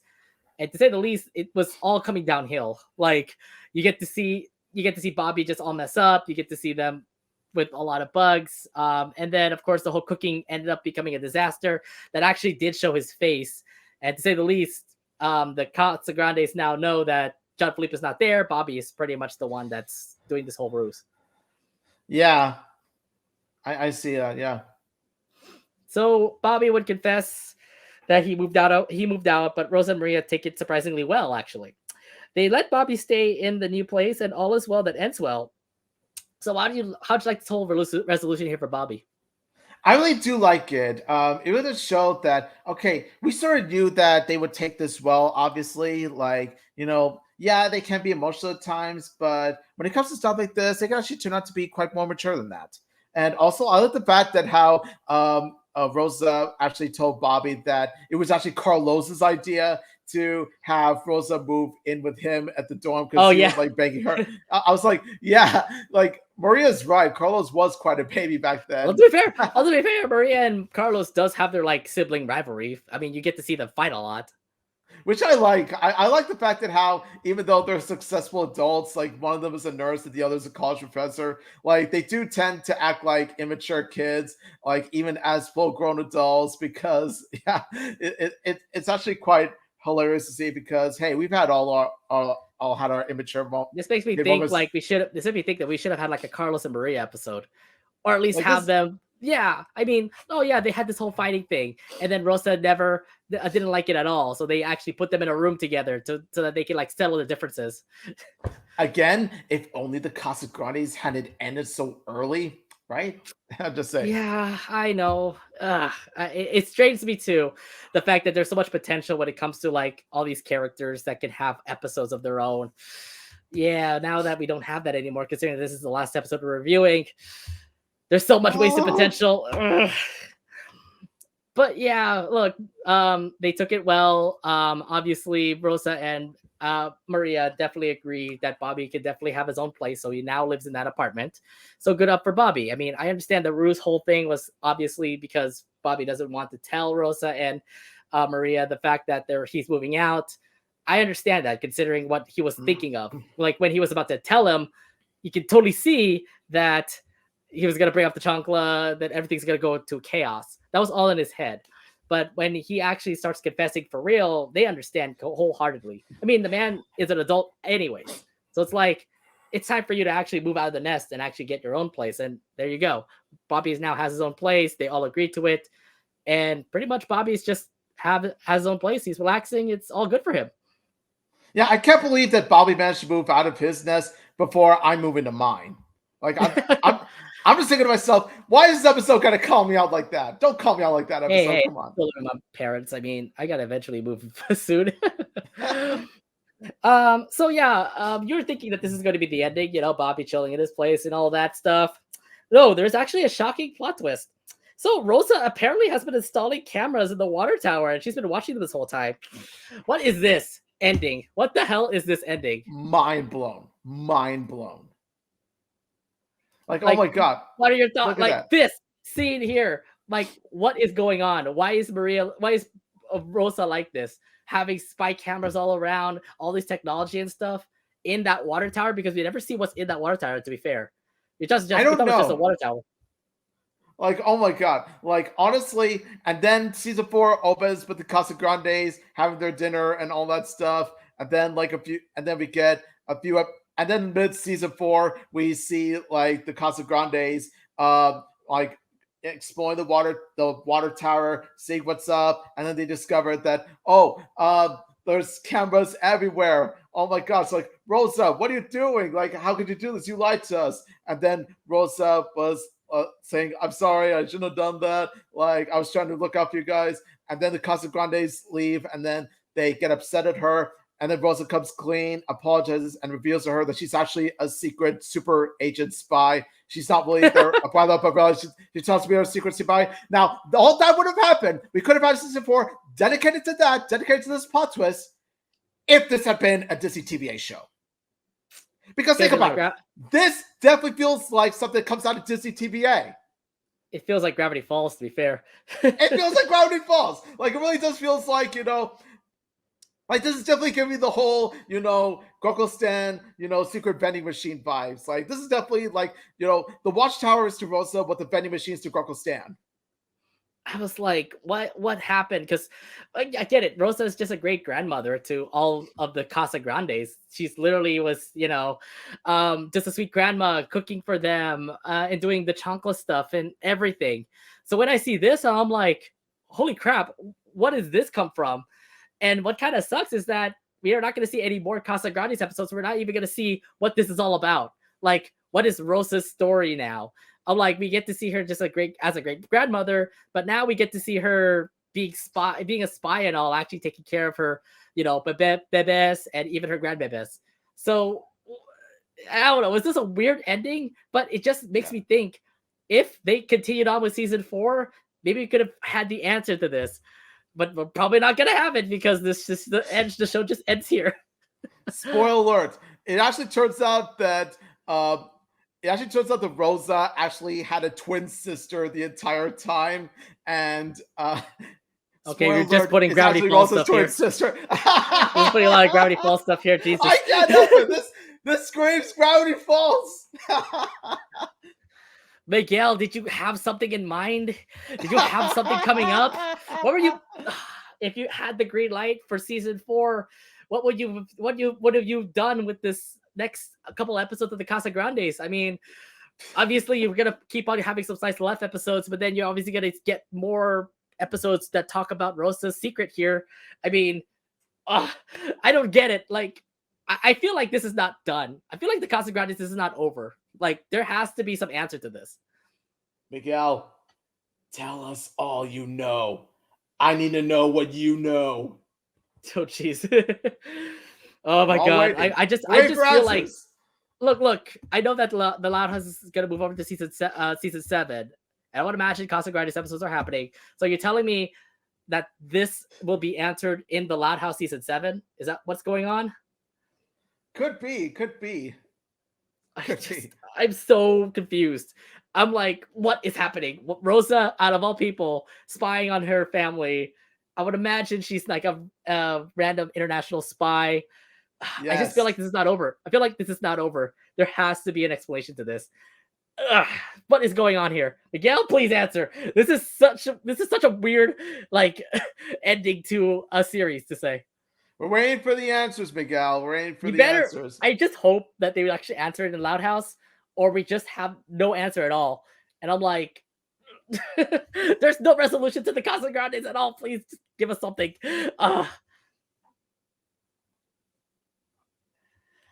Okay, that was a lot to process. But besides that, anything else you want to bring up from this episode? Yes, I just got to say that, honestly, I'm thinking to myself, congratulations, Bobby. You're so grown up, Bobby. Like, honestly, like Bobby is an adult. Like, Bobby's going to do the adulting. Like, he's going to work at the Mercado and he's going to pay his own bills. And he's got mouths to feed. Well, technically it's his own mouth, but still though, he's going to have bills to pay. He's going to have mouths to feed, his own mouth and all that stuff. So honestly, I'm so proud of Bobby for moving on to the next phase of his life. Good for Bobby. I mean, look, he's now an adult, and Maria and Rosa do agree that he can move out at any time. So now he can live his own life. And of course, Bobby and Lori can actually live together in their own apartment to say. Or Bobby can also move or can also visit Lori in college. I just hope that Bobby actually goes to a college soon. Because, like, if we know that he's an adult now and he's running the Mercado, I would imagine he can take a community college somewhere in Great Lake City. I would imagine so too. He would definitely be suitable to major in business. Yeah, he definitely is a business guy. I thought we talked about this in stress test where he was, taking a test to get him into college so that he can learn to become a business guy to say. Yeah, and honestly, I could see him with a business degree.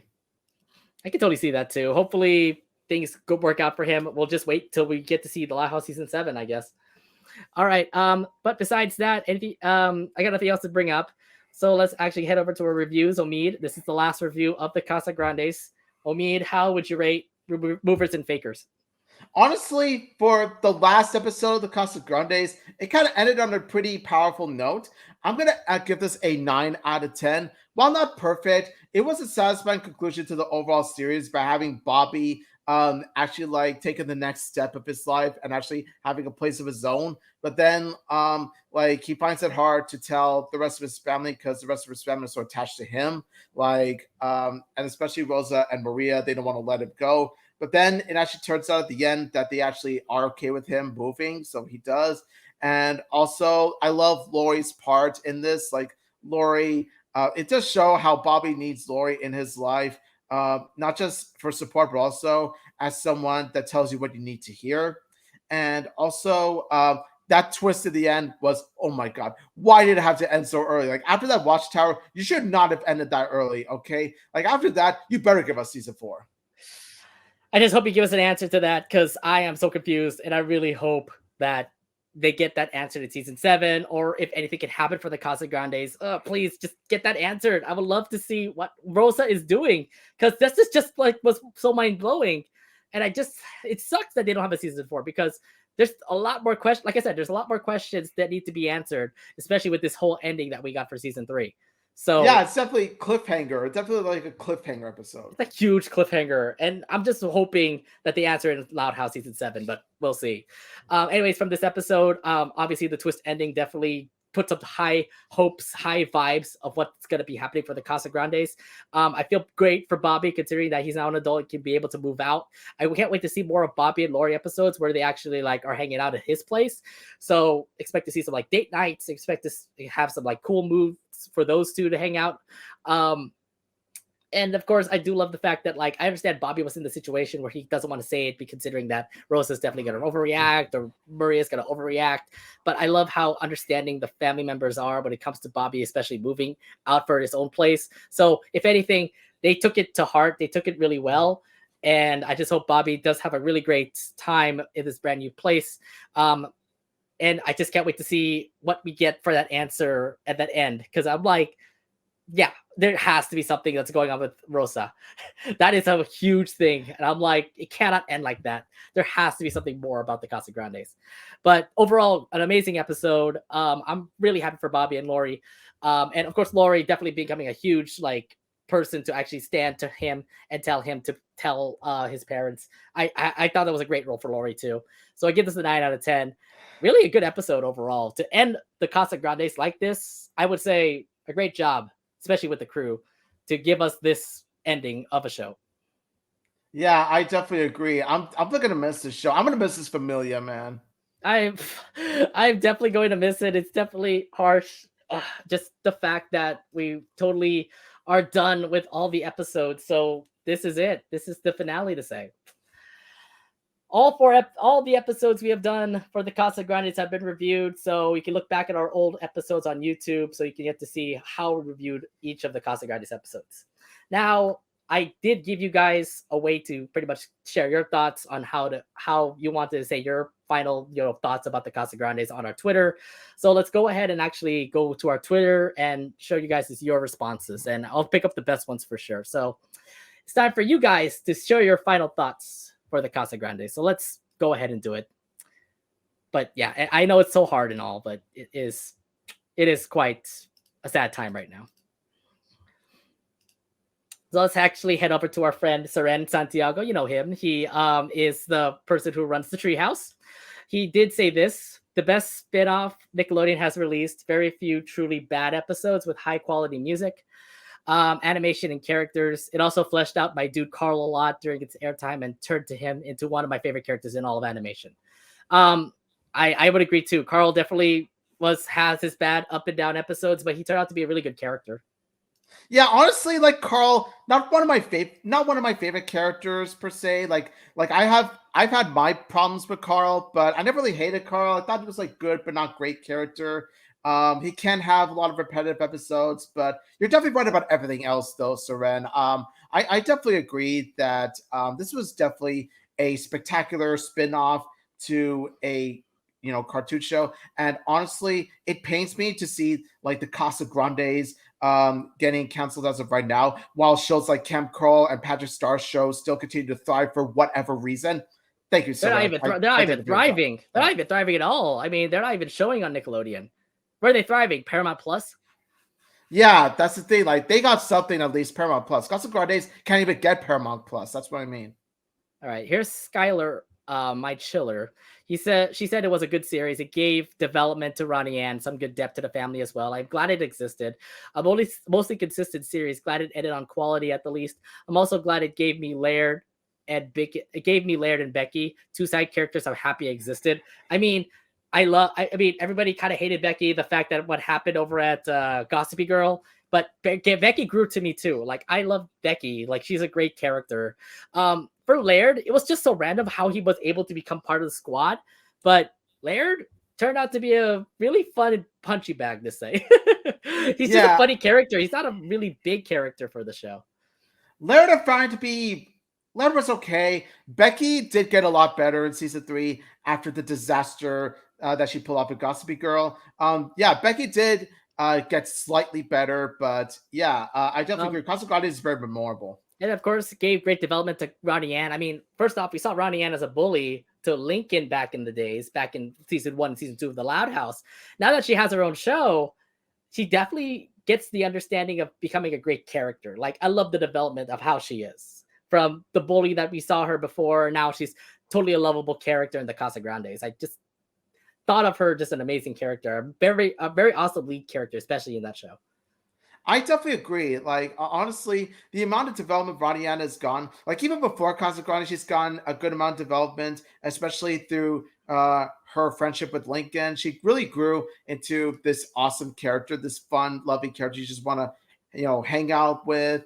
The difference between Rodian, like, then, like, at the beginning of Loud House, between the Rodian between then and now, like, the difference is night and day. Here's JKC16. He says, it was really awesome. I've been watching The Loud House ever since I was 13. I mean, we've watched it ever since it existed, and it's been awesome. Yeah, we've been watching The Loud House before it was cool. Okay, so I'm just saying. Oh, exactly, yeah. This is Loud House side character screens. If you please follow him because he always posts up pictures of side characters of The Loud House. I enjoyed it more than I thought I would. Ronnie Ann and Sid were a great duo. Do feel Ronnie Ann was kind of sidelined a bit. Carl was fun too. Wish they had developed her friends more. Loved how they made the neighborhood feel like a family itself. I definitely agree. Like, the neighborhood really did feel like a multicultural family in and of itself. They felt like a community. That's what Great Lake City really did feel like to me. Like, this is probably going to sound a bit controversial, but I feel like Great Lake City felt more like a family than Royal Woods did. Wow. In my opinion. Oh wow. Yeah, I know. I know it's a bit of a hot take, but I saw more of a bond in between even the supporting characters, like in the Great Lake City, more so they did in Royal Woods. Royal Woods characters, like, I felt got a bit mean spirited, like a little bit, but I do like the Royal Woods community as well. I just found the Great Lake City community more heartwarming. I feel the same way too, but like the Casagrandes definitely impacted family a whole lot in the show. And to be fair, the Great Lake City is amazing in itself because they actually all care for each other. Secondary characters loving secondary characters, Casagrandes loving secondary characters. I feel like it's a whole knit community that works together in Great Lake City. And I felt the neighborhood definitely was awesome. Seeing everybody have their own episodes, for example, and just how they work together as the Casagrandes and everything. I just thought it was awesome. I think so too. This is from Dickie's 3. An incredibly charming spinoff with its old wild humor and beautiful set pieces. It did a great job over just 3 seasons, creating an entire neighborhood that felt so unique and alive. There's also not a lot of considerable fat in terms of boring or unlikable characters either, which is true actually, because I feel like every character in the Casagrandes were awesome. Well, most of the characters. All right, we're just gonna say most of the characters. Okay, most, like 95% of the characters. Okay. Exactly. But yeah, Dickies, you bring up a really good point in how it was a really charming spin-off, and like 3 seasons for the most part were really well done, and they really did a great job in like making the characters come together, making the characters feel so likable. All right, so here's Raul Amari's Amphibia. That's a new one. He says, it's an awesome show. The show is about learning our family cultures for the Hispanic communities here in the United States, like mine, and making new friends. Big thanks to the Casagrandes. Yeah, that's a good one. That's a really good reply on that. Yeah, honestly, I do agree. Like, the way they handled the family cultures of the Casagrandes was very top notch. With not just Oddfather, but also stuff like Crow, Mexican Makeover, and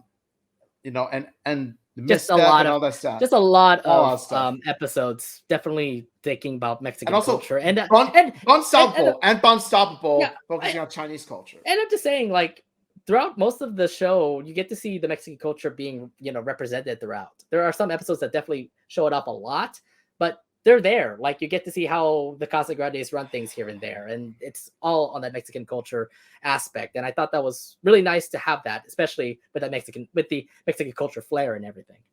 Not only that, but they also focus on other cultures as well, like Chinese culture. Unstoppable.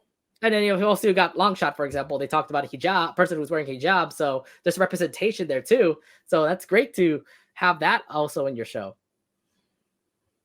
I love how this guy just says that this person's called Steepest Lucid. This is just a really funny reply. We will not miss Sergio. Best comment in this entire thing. Thank you. Okay, not just kidding. It's a comment I definitely agree with. Yeah, if there's one thing we will not miss, it's that annoying flock of feathers. Here's Yellowtail 24. He says, this is by far one of the best shows ever made. Even though we had a couple bad episodes, the show still gets a perfect 10 out of 10. So yeah, awesome. Yeah, Yellowtail, I would definitely agree that it's definitely by far one of the best shows. Like, it's definitely one of my top 10 favorite shows, definitely. And also, in terms of a couple bad episodes, I'm pretty sure that, like, from my experience, I've had like 4 or 5 episodes that I hated beyond belief. But other than that, though, the show itself is, really great despite its missteps. There have been some missteps here and there, but to be fair, most of the episodes that I reviewed have mostly been like 8 7s, 8 9 10s. They've been really good episodes. The specials itself are also really good too. So I can't blame you here. If anything, when it comes to spin-off series, it definitely is one of the best spin-off series I've seen. It didn't like live up to like whatever spin-off series are, aka look at the other spin-offs like Cleveland Show, for example. I know people love to compare that to Cleveland Show. Like, this is way better what the Cleveland Show is, guys. It's a better spinoff. No. Let's just say, but keep it at that. Yeah, honestly, like, Better Call Saul and the Casagrandes are how you do spin-offs. And those are two spin-offs that, that carry on the spirit of their original shows. They pretty much give respect to the original shows, and just overall, like, really great shows. And also, coincidentally, and they both ended in 2022. So yeah. What's going on here? Are the spinoffs just ending all of a sudden? The good spinoffs, the best spinoffs shows are ending in 2022. Like, honestly, this breaks my heart, man. Here's Vincent Sofwalk, a good friend of ours. Yes. He replies, there's no telling what the future holds for everyone, but we had a good run. I just hope the people over at the Loud House acknowledges its importance more now that we won't see them as often. If anything, the Loud House recognizes the Casagrandes, and you see them now in the Loud House episodes. You get to see them in the Loud House now. And we've seen a lot of it recently. I mean, you've seen the one episode, Forks and Knives Out. You get to see Ronnie Ann and Rosa in that episode. And then there's also, what was it? The Crash Course episode where you get to see Bobby there. And then we have on the Carlota and Lenny episode coming for the Loud House. And Great Lakes and the Great Lakes Freakout episode that's coming out this month that tells me the Casagrandes are already representing in the Loud House now. Yeah, it sort of opens doors to more Casagrandes appearances in the Loud House. So honestly, I'm looking forward to seeing the more of this expansion of the Loud Casaverse. I can't wait to see. Hopefully, we get to see more like series or episodes or something about them. Here's Matt Loud Artist. He said, I think the spinoff was great. I really love how they gave Ronnie Ann the spinoff when she moved to Great Lake City with her family. Although there was an episode I absolutely despise called Gossipy Girl, of course. This spinoff was a lot of fun. Sid Chang was a favorite character. Is everybody just sharing their worst episode now? Because Gossipy Girl apparently is everybody's worst.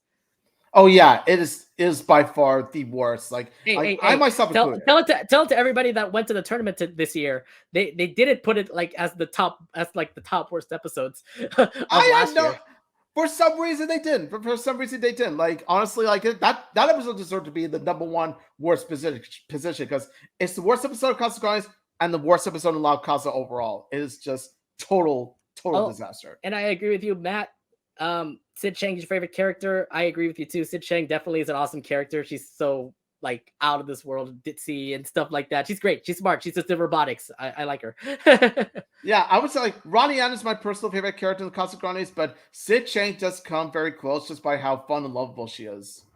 Right. There's some people that have made some quick responses, like this guy, Ja King B says, I love the show. Okay, that's pretty simple. Good stuff. We all love this show. Alexis Savage, she said, I absolutely love this show. The Casagrandes are very sad that it's now over with the Ronnie Ann crying emoji gif there.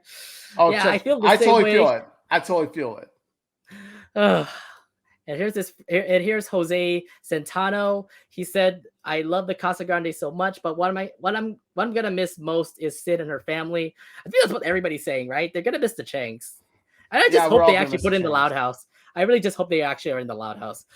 You I think can't so have a too. good show. You can't have the Casagrandes without the Changs because the Changs are great characters too. Yeah, the Changs are part of the Casagrandes' life just as much as the Louds are. So honestly, like if you're gonna have the Casagrandes in the Loud House, you gotta have the Changs in the Loud House as well. Yeah, you can't have the. I just hope they actually put the Changs in. That would suck. Here's Colby. He said, easily one of the Nickelodeon's best spin-offs. The characters were likable, even Sergio and Arturo. The voice actors and actresses give it their all. Music and animation, really nice. Been a couple bad episodes, but still an amazing spin-off. Okay, yeah, Colby, my ghost dude. I definitely agree that like it's not just one of Nickelodeon's best spin-offs, it's Nickelodeon's best spin-off ever. Like no other spin-off from Nickelodeon can top that. And in terms of characters being likable, like I would definitely agree, except with the Sergio and Arturo part. Oh my god. Okay, like I agree with you 100% that the voice actors and actresses definitely gave it their all. Their music and animation were awesome. Been a couple bad episodes. Again, I wish it was only a couple, but it not be just a little more than a couple, but still, good enough to know that for every one bad episode, there's 20 good episodes. Here's this person named Lincoln Loud Santiago, aka Sailor Scout Lenny. She said, Season 1 really set the bar in terms of giving the supporting cast their own dedicated episode. Season 3 more or less continued with that, which is good, which is correct. Season 3 did give supporting characters their own episode, and it just gives us more depth of what these secondary characters are for the Casagrandes. They're all great. Like, they're all great characters. I'm glad they have their own episodes. Really hoping a Becky episode will actually come in. Most of the characters do. We're still missing a Nikki episode. We're still missing a Becky episode. We're still missing a Casey episode. Like, Samir got a focus episode before Casey did. I know, exactly. I'm like, yeah, you give Samir an episode where he literally wants to become trending. But how about Casey? How about Nikki? I thought Nikki would be cool if he. I was kind of thinking like Nikki could actually have the same role. Like, remember the one episode? Maybe she could do something like that, be a cheerleader. Ooh, that'd be really interesting. Could be. Yeah, I was thinking an episode like that would be cool. Here's Caloric Leader 9, a good friend of ours, Mr. Ryan Boyd. The Casagrandes was a milestone opening to up the Loud House universe and stepping into Ronnie Ann's world and culture. From beginning to end, it was an amazing show that they taught us the importance of your family and why they're important in your life. Here to an amazing cartoon. Oh, good words. Yes. Good words there, cheers. Ryan. Here's to amazing cartoon indeed, my man. Good job, Ryan. Yeah, cheers to you, Ryan. Cheers to those words, Ryan. Here's Flash Timberwolf. He said, the Casagrandes is one of the best animated spinoffs we've had in the past few years. It featured funny, heartfelt stories with a great cast of characters. It was on par with the zany humor of the Loud House. It will be missed. Yes, I agree. I agree 100% with that. Definitely one of the best animated spinoffs we've had. Yes, it was definitely, like, honestly, there's not much I can say here that I can really add onto that, except I agree 100% with everything you said. I can totally see. It definitely was agreeable for sure. Great words there. This is from Johnny Monero. This was definitely one of the best Nickelodeon spinoffs ever. I love the Casagrandes a lot. This show brought in a lot of great Hispanic culture, had a lot of great funny and heartfelt moments, and Ronnie Ann developed so much as a character. I'll miss the show so much. I think the one thing that gets me is the fact that Ronnie Ann developed as a character.